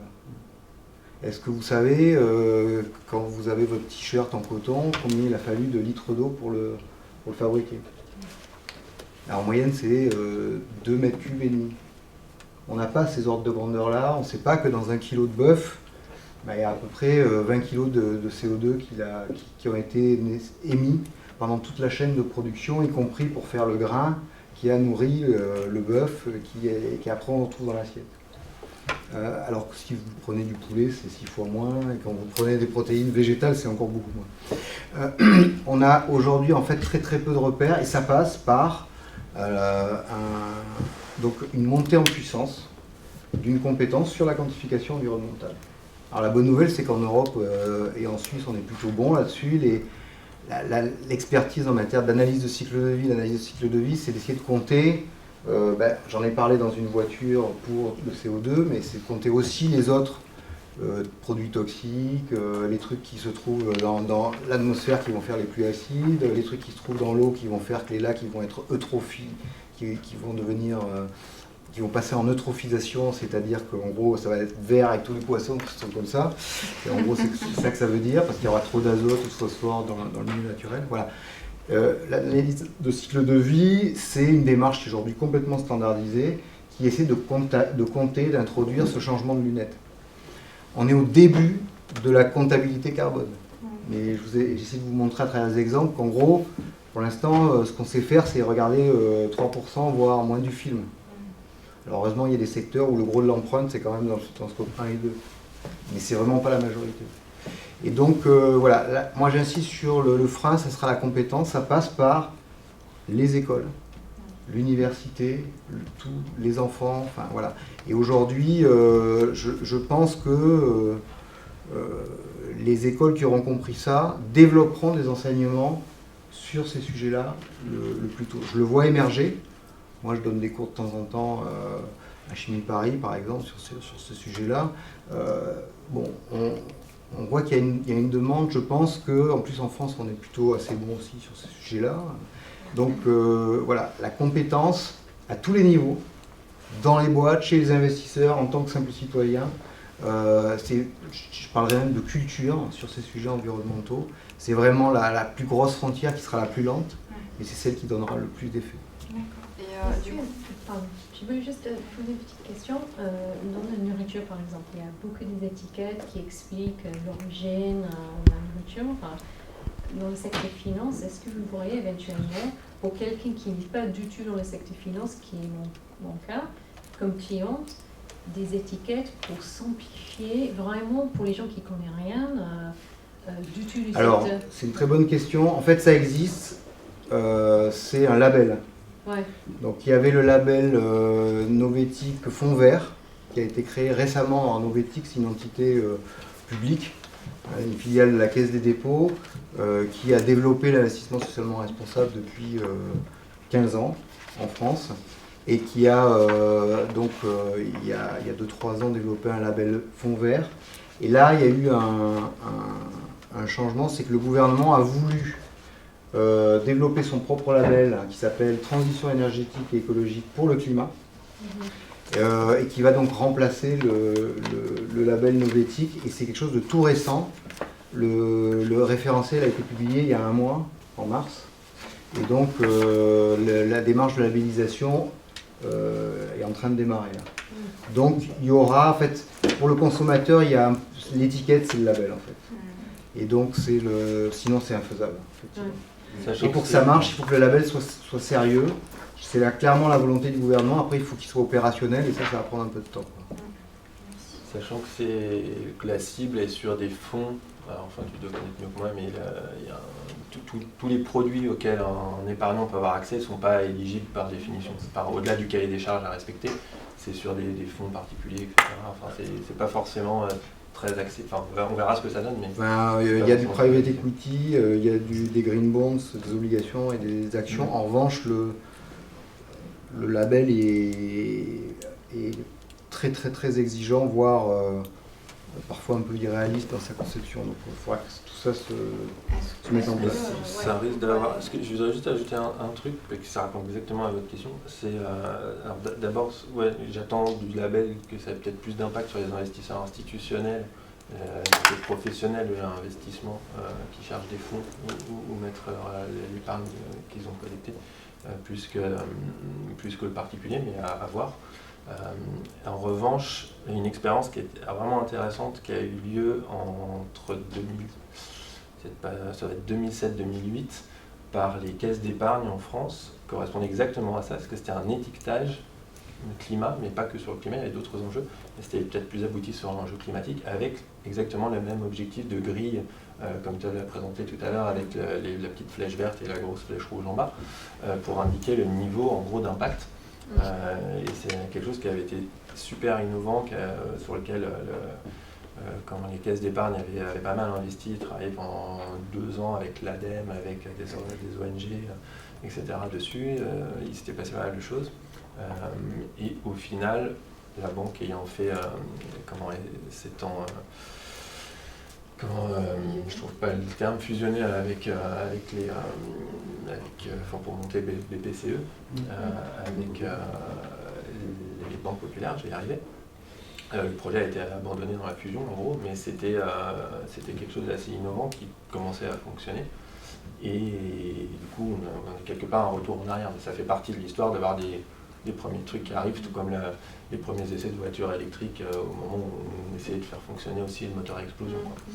Donc il y a des essais, puis on s'aperçoit qu'il y a une sélection naturelle qui se fait, mais c'est assez intéressant. Juste par contre, Novetic a toujours un label plus ESG en fait, qui existe aujourd'hui, qui existe depuis plusieurs années, il me semble que c'est 2011, mais je ne suis pas sûre de l'année. Et c'est pour justement pour le consommateur, pour essayer de pouvoir choisir son fonds ISR, ESG. Et il regarde le taux de sélectivité, s'il y a vraiment une sélection d'entreprises ou si en fait c'est les mêmes entreprises que dans n'importe quel fonds. Le côté transparence, est-ce qu'ils sont transparents sur leur méthodologie et aussi sur les entreprises qui sont dans le fonds. Et ça existe, ils le font toujours. On vous mettra les quelques liens utiles, notamment ceux de Novetic, pour avoir des grilles un petit peu de lecture, parce qu'on voit que c'est assez complexe. Et du coup, ma question, c'était ça rejoint un petit peu... est-ce qu'à contrario, on a déjà des acteurs institutionnels, que ce soit dans les assurances ou dans les banques, à l'étranger ou en France, dont on a quelques exemples de bonnes pratiques, ou quelques... seuil de ce qu'on appelait de call ban tout à l'heure, c'est-à-dire qui refusent d'investir au-delà dans certains actifs qui sont plus de 10% de l'industrie fossile. Est-ce qu'on pourrait avoir des choses un peu concrètes pour s'inspirer, à la fois dans la banque ou en tant qu'épargnant?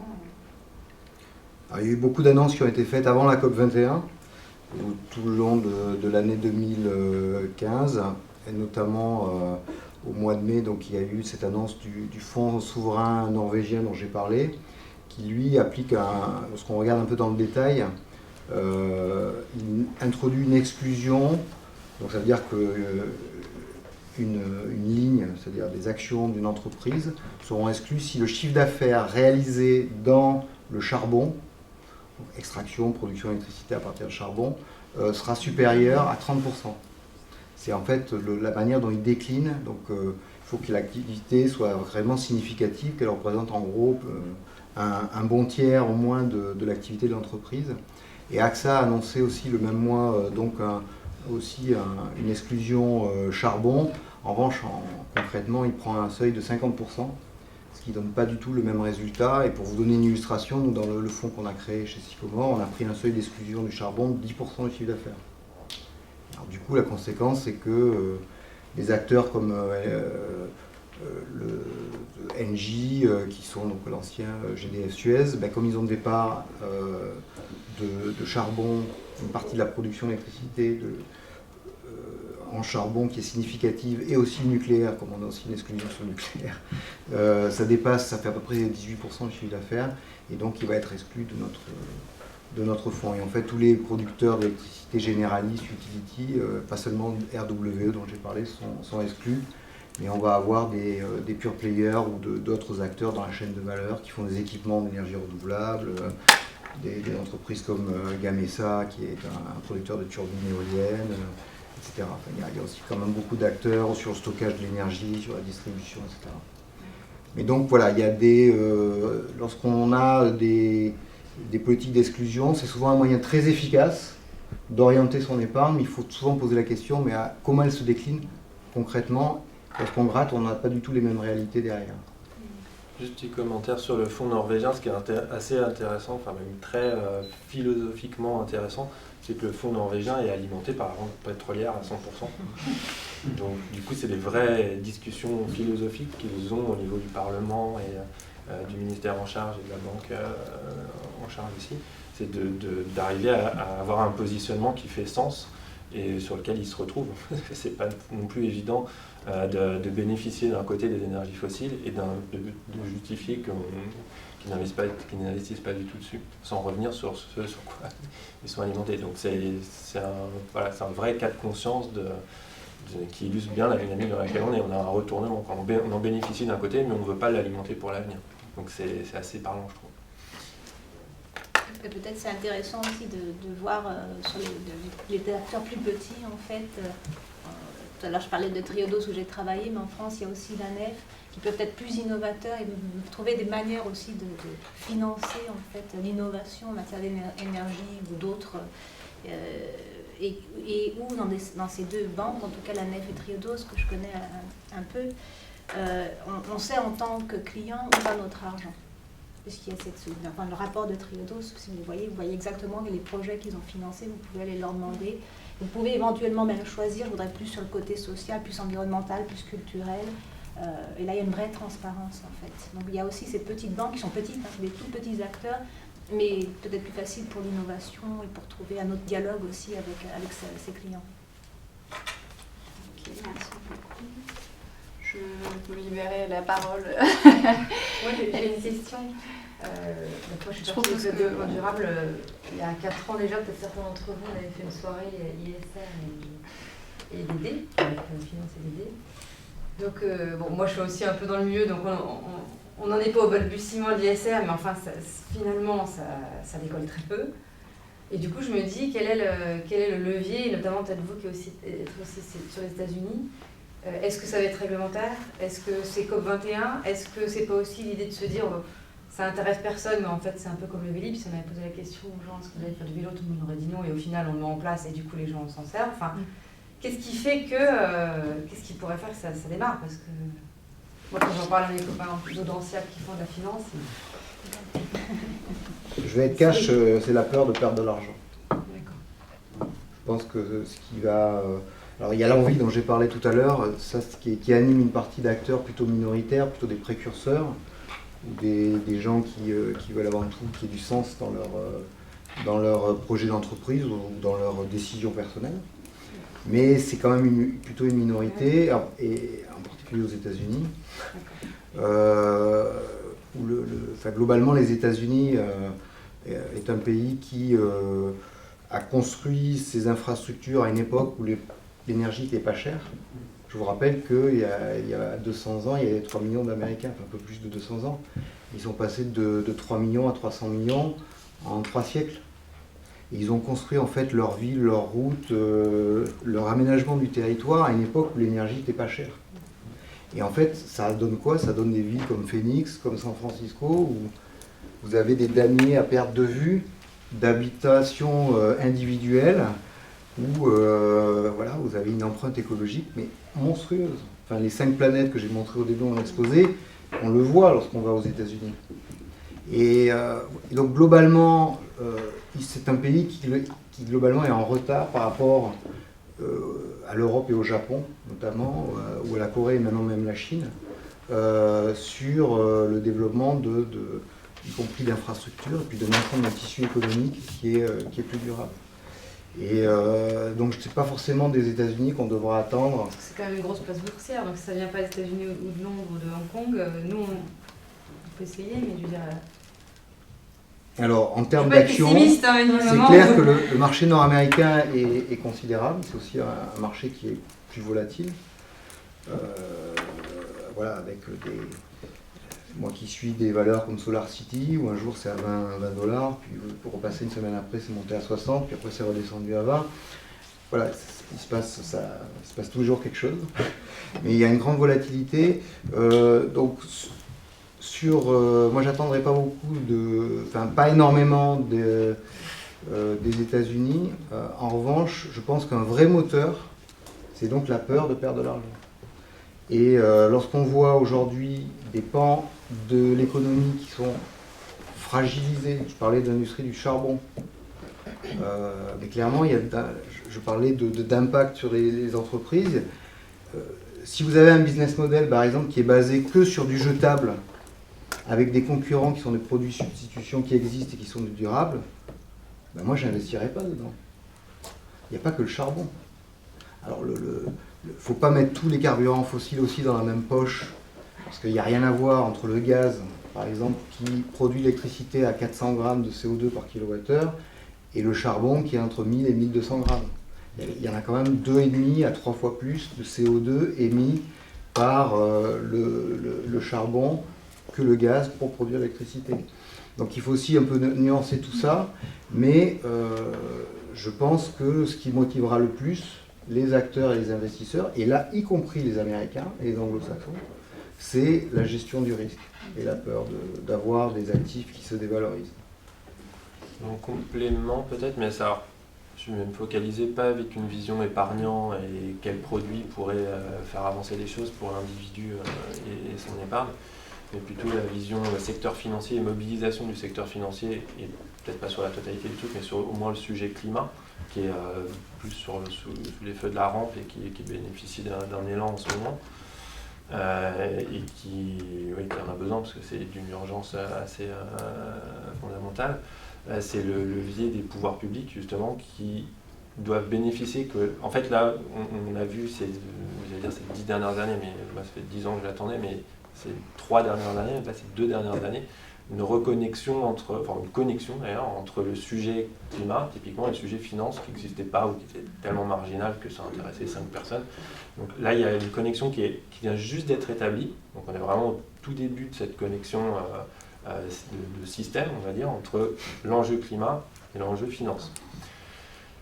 Et au milieu, il y a un gros rôle pouvoir public qui n'a pas été complètement innocent dans ce qui s'est fait, parce que notamment ça s'est fait, comme par hasard l'année de la COP, ça s'est fait dans un pays où les pouvoirs publics sont mobilisés sur à la fois le sujet climat et à la fois le sujet finance. En tout cas, il y a une volonté politique, ou en tout cas un discours politique pour essayer de... Et puis surtout parce qu'à mon avis c'est indispensable, parce que si, comme je disais, c'est pas connecté jusqu'à présent, c'est parce que d'une part il n'y a pas de demande qui faisait cette connexion, et d'autre part, d'un point de vue purement fonctionnement du système financier, la connexion n'existe pas.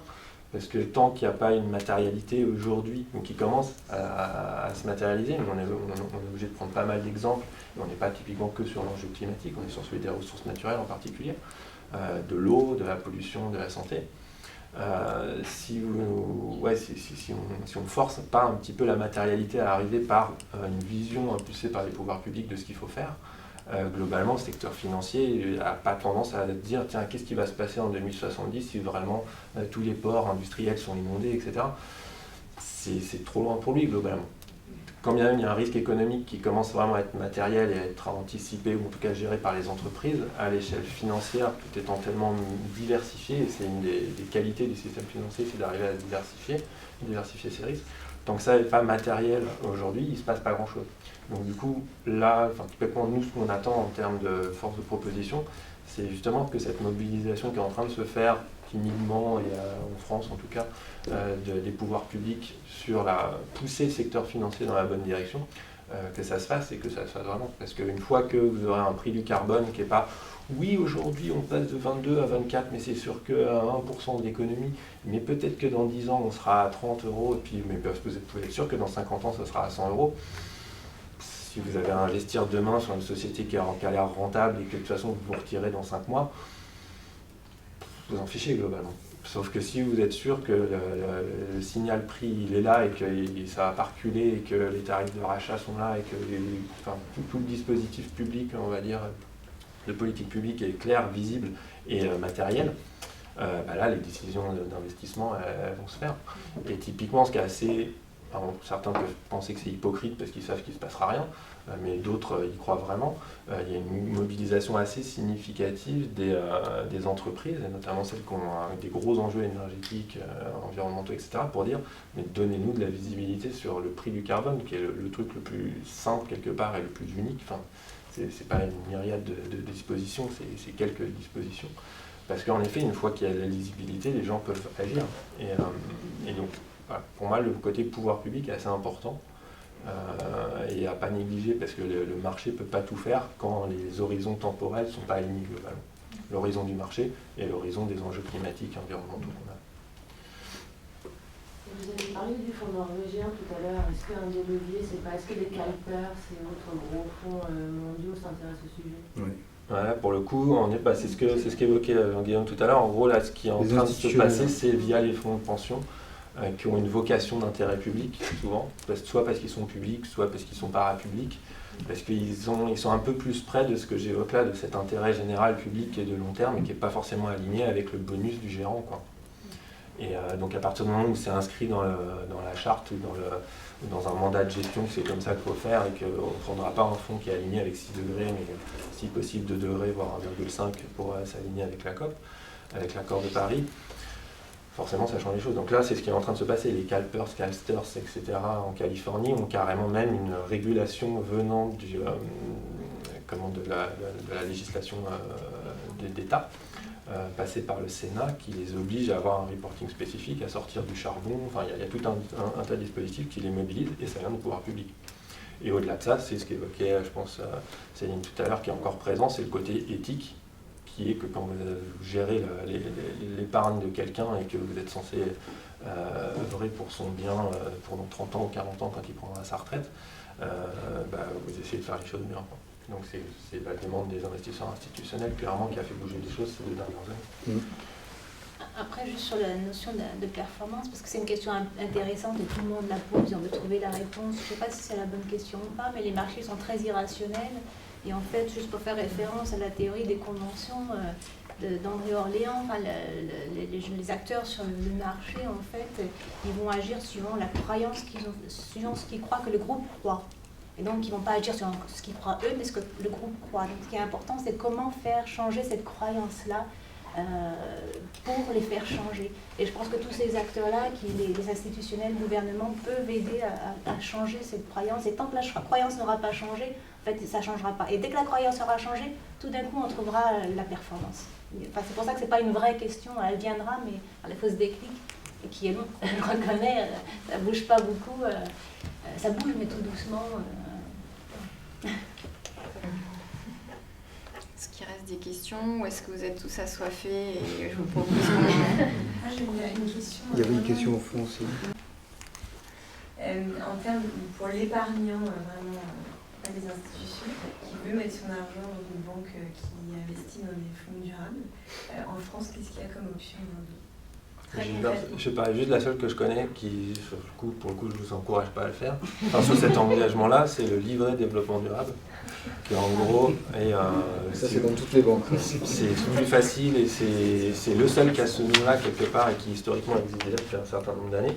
Mais quand vous regardez le cahier des charges d'investissement lié à ça, c'est le même que celui qui est bien par ailleurs, hein, c'est pas tellement le problème, mais c'est juste déconnecté de l'enjeu, que le livret A.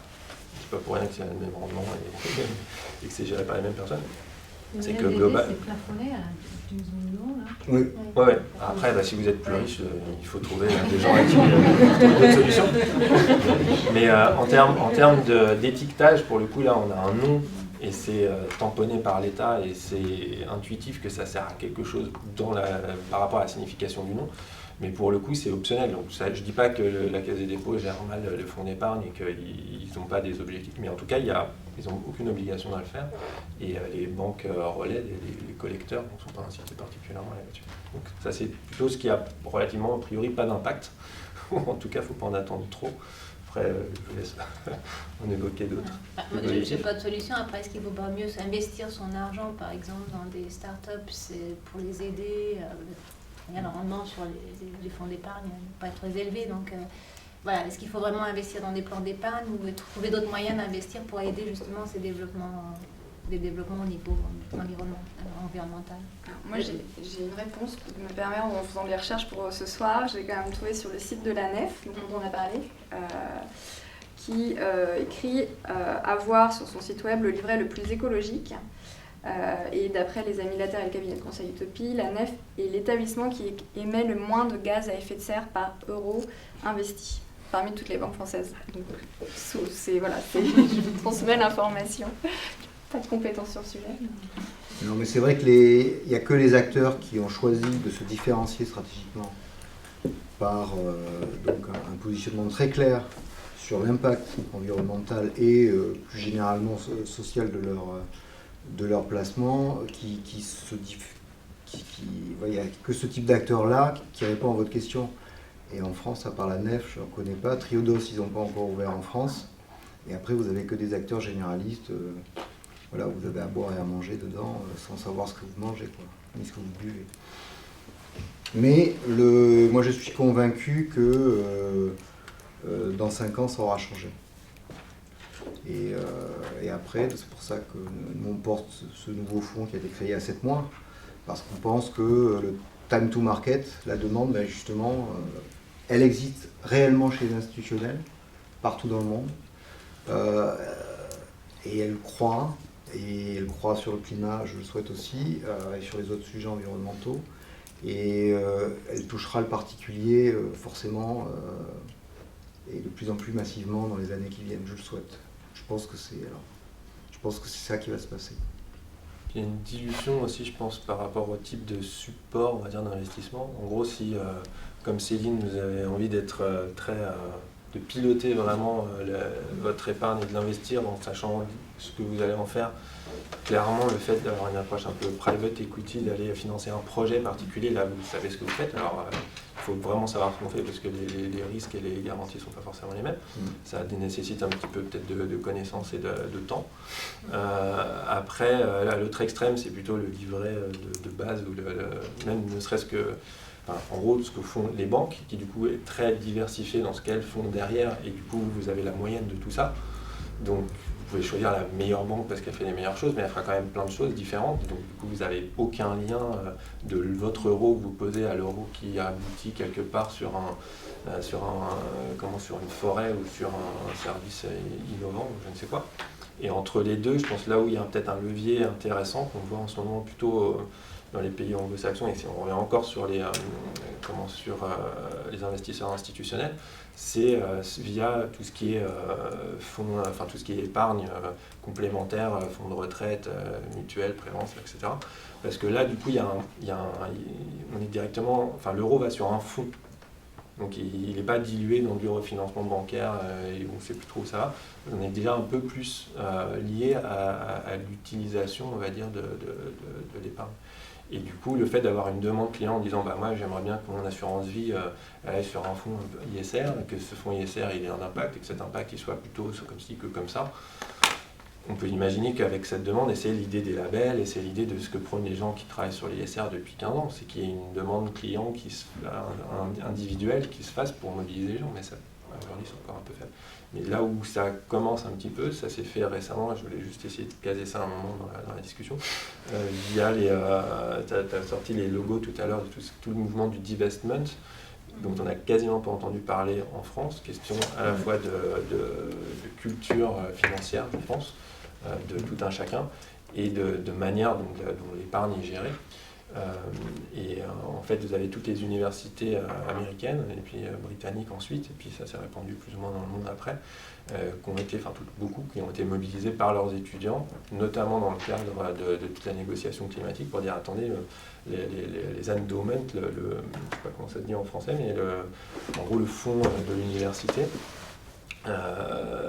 est investi comme n'importe quel autre fonds d'investissement lambda, alors que typiquement dans telle université on a la meilleure équipe de modélisation climatique qui est promue et qui est mise en vitrine de la boutique universitaire, et pour autant le fonds de l'université reste avec une exposition au secteur fossile 2 fois supérieure à la moyenne, ce genre de choses.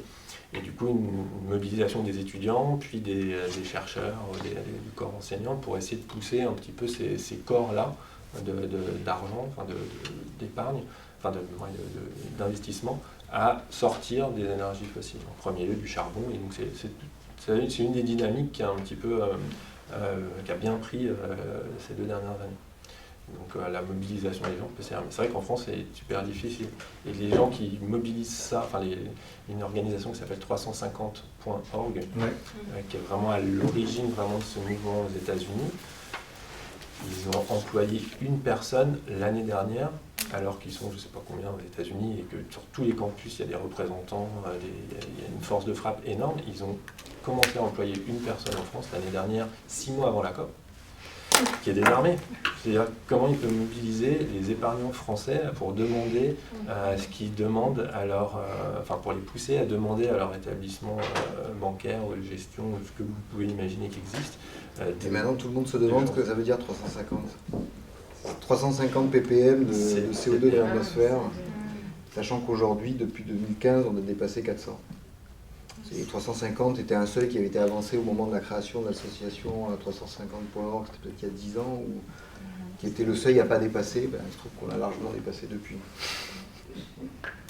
Mais c'est vrai, juste pour avoir travaillé avec Push Your Parents, qui est aussi le même genre de groupe, pour avoir essayé de l'avoir fondé en France, c'est juste impossible aussi parce que le système financier est différent. On ne peut pas agir sur les fonds de pension en France, donc ce serait plutôt sur assurance vie où il y a peut-être, on peut faire quelque chose, mais il n'y a aucune réaction en fait, de nulle part. Donc c'est vraiment difficile de mettre en place quelque chose, je le confirme. Donc ils appellent Céline et après ils nous appellent, mais vous n'avez pas une idée pour faire quelque chose? Bah non, on va y aller avec Jean-Guillaume. Patrick, tu veux dire une question? Je voulais revenir sur le débat un peu sur l'inertie en fait, du système. On avait parlé d'épargnants, mais vous disiez que finalement vous étiez plutôt optimiste que cette dynamique allait changer. J'ai plutôt l'impression qu'en fait non, puisque quand on vous entend, en fait, vous nous expliquez que l'épargnant individuel, il est le dernier à être servi après les institutionnels, après les gros fonds, et que en fait, finalement, dès qu'il y a un nouveau projet, on va dire, vert et intéressant, ce plan d'impact environnemental, il est pris par un gros acteur qui a effectivement cette perspective de long terme, qui n'est pas forcément en recherche de liquidité immédiate, et qui, du fait de sa taille d'intervention, finalement les coûts de transaction sont beaucoup moins importants que aller chercher les quelques copecs et badènes que peuvent avoir le particulier. Donc si ça doit changer, justement, pourquoi ça doit changer? Parce que je suis un petit peu surpris. Et l'autre facteur d'inertie dont on a beaucoup parlé pendant la COP21, c'était la question des stranded assets. Alors, je ne connais pas la traduction en français, mais bon, c'est un peu on va dire les trucs qui restent en portefeuille, quoi, et qui sont pas très bons. Et effectivement, on va dire quand même sur la place, dans l'univers de tous les investissements possibles, il y a énormément de stranded assets, et finalement, aujourd'hui, il n'y a pas de décote. Au-delà, effectivement, une des... Alors, il y a commencé à avoir des décotes sur, sur des énergies très carbonées, mais aujourd'hui, là, dans le truc qu'il y a derrière, c'est-à-dire la ville de Paris, il y a des immeubles qui sont très performants au niveau énergétique, qui datent des années 1500, 1800, les gens vont les garder, parce que c'est en plein milieu dans le Marais, et que ça se revend à 12 000 € le mètre carré, voire plus. Et qu'on peut en tirer des rentabilités formidables avec un Airbnb pendant l'été. Donc il y a quand même finalement une quantité, je pense, bien plus supérieure finalement d'actifs qui n'ont pas de sens du point de vue du climat, mais qui aujourd'hui énormément. Donc comment finalement inverser cette logique-là? On ne résoudra pas la question Non, mais c'est une question hyper centrale, c'est l'inertie du système. Alors là-dessus, il y a de tout. Vous avez raison quand vous dites que ça ne va pas bouger sur l'immobilier. L'immobilier, à Paris, il a plusieurs centaines d'années parfois, et globalement, il faudra le rénover, et rénover tout le parc français, ça va prendre un siècle. Donc voilà, sur les infrastructures qui sont très très lentes à être régénérées, c'est le rythme des infrastructures, le pas sera vraiment très très lent. Après, il y a d'autres sujets où ça va quand même beaucoup plus vite, parce qu'on va changer de comportement, parce qu'on va faire du boycott de certains produits ou du buy-code, c'est-à-dire qu'on va volontairement acheter parce qu'on a une intention militante ou engagée d'acheter tel truc, parce qu'on va acheter un Fairphone, par exemple, au lieu d'avoir un truc qui devient obsolète au bout de 2 ans. Donc voilà, il y a des comportements qui peuvent changer comme ça. Le véhicule finalement, c'est arrivé aujourd'hui, il y en a même à New York depuis 2013, des vélos partagés. Voilà, et Airbnb, effectivement, ça fait un bon revenu, et c'est quelque chose qui n'existait pas et qui va vraiment se développer. Donc voilà, il y a un vrai mix de choses qui bougeront vite et de choses qui mettront effectivement très très longtemps à changer. La réalité, ça va être ce mélange-là, quoi. Et sur l'épargne, après, oui, il y a quand même un changement, c'est qu'avant, on n'aurait pas eu un tel débat, il y a 5-10 ans. Moi, j'étais à Copenhague en 2009. Copenhague qui a été vraiment la genèse de l'accord de Paris de 2015. Parce que beaucoup de choses qui ont été entérinées en 2015, elles sont apparues à Copenhague. Et donc c'était un vrai progrès. Mais je vois globalement qu'il y a quand même une montée en puissance de la compréhension des enjeux qui est plutôt croissante. Mais plutôt à l'étranger qu'en France, en revanche, je dirais. Je pense que moi je vois bouger plus de choses hors de France qu'en France. Sur l'immobilier, c'est pas forcément vrai. Si on regarde évidemment la cote du mètre carré pour l'habitat, je pense qu'on peut attendre pas mal de temps avant de voir un signal justement environnemental dans le prix au mètre carré. En revanche, si vous regardez le prix de l'immobilier d'entreprise et les parcs immobiliers, là si vous allez parler à la Caisse des dépôts, à ICAD, tous les grands bailleurs, eux ils vous disent que le signal il est déjà complètement sur le marché, quoi. Et que donc, pour le coup c'est intégré dans une partie du marché et ça commence à être très significatif. Et du coup d'avoir dans un parc avec un pourcentage de HQE, des labels environnementaux significatifs, a une grosse importance aujourd'hui dans les choix d'investissement qu'ils font. Parce que c'est pas les mêmes dynamiques, c'est pas les mêmes enjeux, il y a un décisionnaire ou 10, c'est pas 3000 dans l'immeuble et compagnie, mais ça commence à se voir ailleurs. Et par ailleurs, sur les histoires de stranded assets, le truc, alors l'idée, donc stranded, une des traductions que j'ai entendues récemment qui n'est pas forcément satisfaisante, mais c'est actif échoué. J'ai entendu en gros laisser pour compte parce que le chemin économique va dans un sens et puis en gros on peut le voir aussi comme une sorte d'obsolescence un peu prématurée d'un actif. Typiquement c'est voilà, vous possédez une centrale charbon qui produit l'électricité, si elle est là pour 30 ans. Mais pour autant, si dans 5 ans, le charbon est un truc complètement obsolète, plus personne ne l'utilise et c'est banni de tous les traités internationaux, etc., je reviens à l'histoire de politique publique, voilà, vous vous retrouvez avec un actif qui avait de la valeur, qui n'en a plus alors qu'il était programmé pour en avoir et que quelque part fonctionnellement il marche. C'est juste qu'il n'a plus de valeur s'il n'a plus rien à faire. C'est le chemin de fer aux États-Unis au moment où on développe l'automobile, quoi. Ça n'a plus grand chose à faire et toutes les boîtes font faillite. Donc c'est une question, donc, ce qui est mis en avant, c'est un risque de stranded assets. C'est surtout ça qui a fait beaucoup de débat et qui a fait que même les autorités financières internationales, via notamment le comité de stabilité financière, le FSB, se sont mobilisés sur le sujet, parce qu'on parle d'un risque potentiel. Mais aujourd'hui, des cas de stranded assets, alors est-ce que Peabody est un cas ou pas, ou est-ce que c'est autre chose, mais ça reste assez marginal. En revanche, le risque est potentiellement complètement systémique. Mais voilà. Est-ce qu'il l'est ou pas? C'est une question de la matérialité et est-ce que ça se fera tout seul par le marché ou est-ce qu'il va falloir un petit peu de levier pour orienter les décisions d'investissement et de désinvestissement de certains secteurs? C'est ce qui se passe en ce moment, c'est la question. On va peut-être clore cette partie-là, en tout cas de la conférence. Après, elle sera aussi sympa, mais en plus avec de quoi reprendre des forces. Peut-être le petit mot de la fin. Déjà, merci à chacun d'entre vous. Comment on peut continuer à s'informer? Je vous propose chacun de vous donner une ou deux réponses, à la fois à travers ce que vous faites. Est-ce que vous avez des endroits où on peut vous retrouver, ou est-ce que vous nous conseillez de certaines lectures, des choses comme ça, et puis on partagera de toute façon les infos sur les réseaux sociaux notamment. Rejoignez-nous sur notre activité LinkedIn et Facebook. Parce que là, on n'a pas eu le temps, on a déjà vu toute la complexité, on a vu que c'était une dynamique, on a perçu que quelque part chacun est acteur du changement, mais c'est pas sans mal, on va dire. C'est pas sans opportunité non plus. On est loin du compte encore.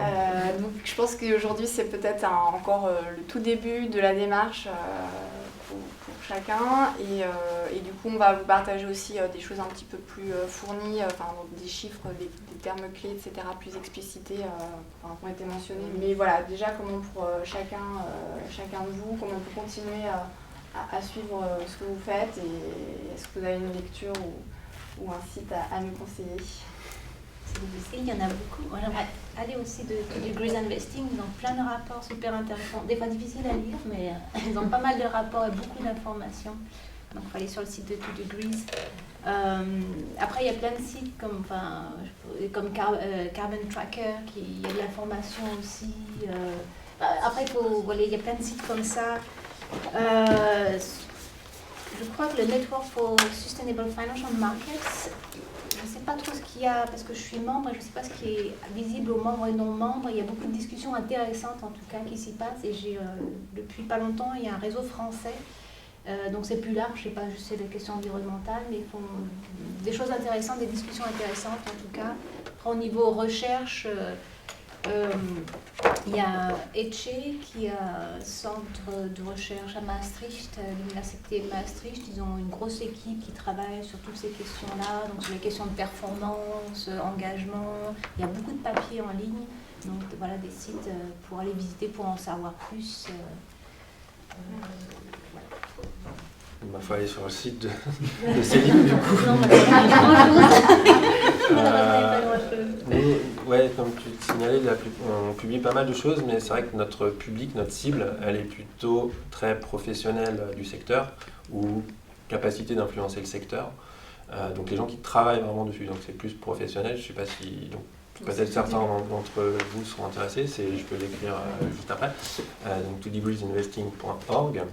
L'essentiel de ce qu'on fait est en anglais, mais il y a quelques publications en français. Et qu'est-ce que je voulais dire? Oui, en revanche, donc ça, je pense que la discussion peut même continuer avec ceux d'entre vous qui ont une approche plus professionnelle de ces sujets-là. Sur les sujets plus épargnants, individus, société civile, on est un peu moins pertinent, je pense, mais sauf si c'est une passion, dans quel cas vous pouvez travailler avec nous. On accepte les volontaires, on accepte les dons aussi, si vous ne savez pas quoi faire de vos économies. Vous pouvez gagner 60% d'impôts. Enfin bref. De réduction là-dessus. Et non, en revanche, d'un point de vue action, c'est pas forcément des lectures, mais dans ce que fait aujourd'hui la société civile, notamment autour des Amis de la Terre, autour d'Oxfam, qui se mobilise pas mal en France depuis quelques temps. Greenpeace travaille plutôt en parallèle, mais ils sont pas loin non plus. Et WWF qui s'y met aussi en France dans cet angle-là. Il se passe des choses et pour le coup, eux ont besoin d'un soutien vraiment de la société civile. Alors il y a quelques actions parfois qui peuvent paraître un peu dérisoires quand vous avez 5 personnes en maillot de bain devant une agence bancaire en train de dire vous investissez pas comme il faut. Le rapport de force n'est pas forcément là, mais au fur et à mesure, depuis 10 ans qu'ils mettent la pression sur les banques sur des angles très très limités où on se dit qu'il y a zéro impact, au final il y a quand même eu quelques impacts assez significatifs, je pense, qu'on peut attribuer aux organisations environnementales sur notamment la sortie du charbon, du financement de projets charbon de Crédit Agricole cette année. Je pense qu'il ne se serait pas fait sans les Amis de la Terre. Donc il y a un impact et les Amis de la Terre ne sont pas très nombreux, ils n'ont pas beaucoup de moyens. Donc le relais de la société civile, je pense, peut avoir un impact finalement assez direct là-dessus, si on arrive à trouver le bon angle d'attaque. Mais à mon avis, c'est pas forcément simple avec l'assurance vie.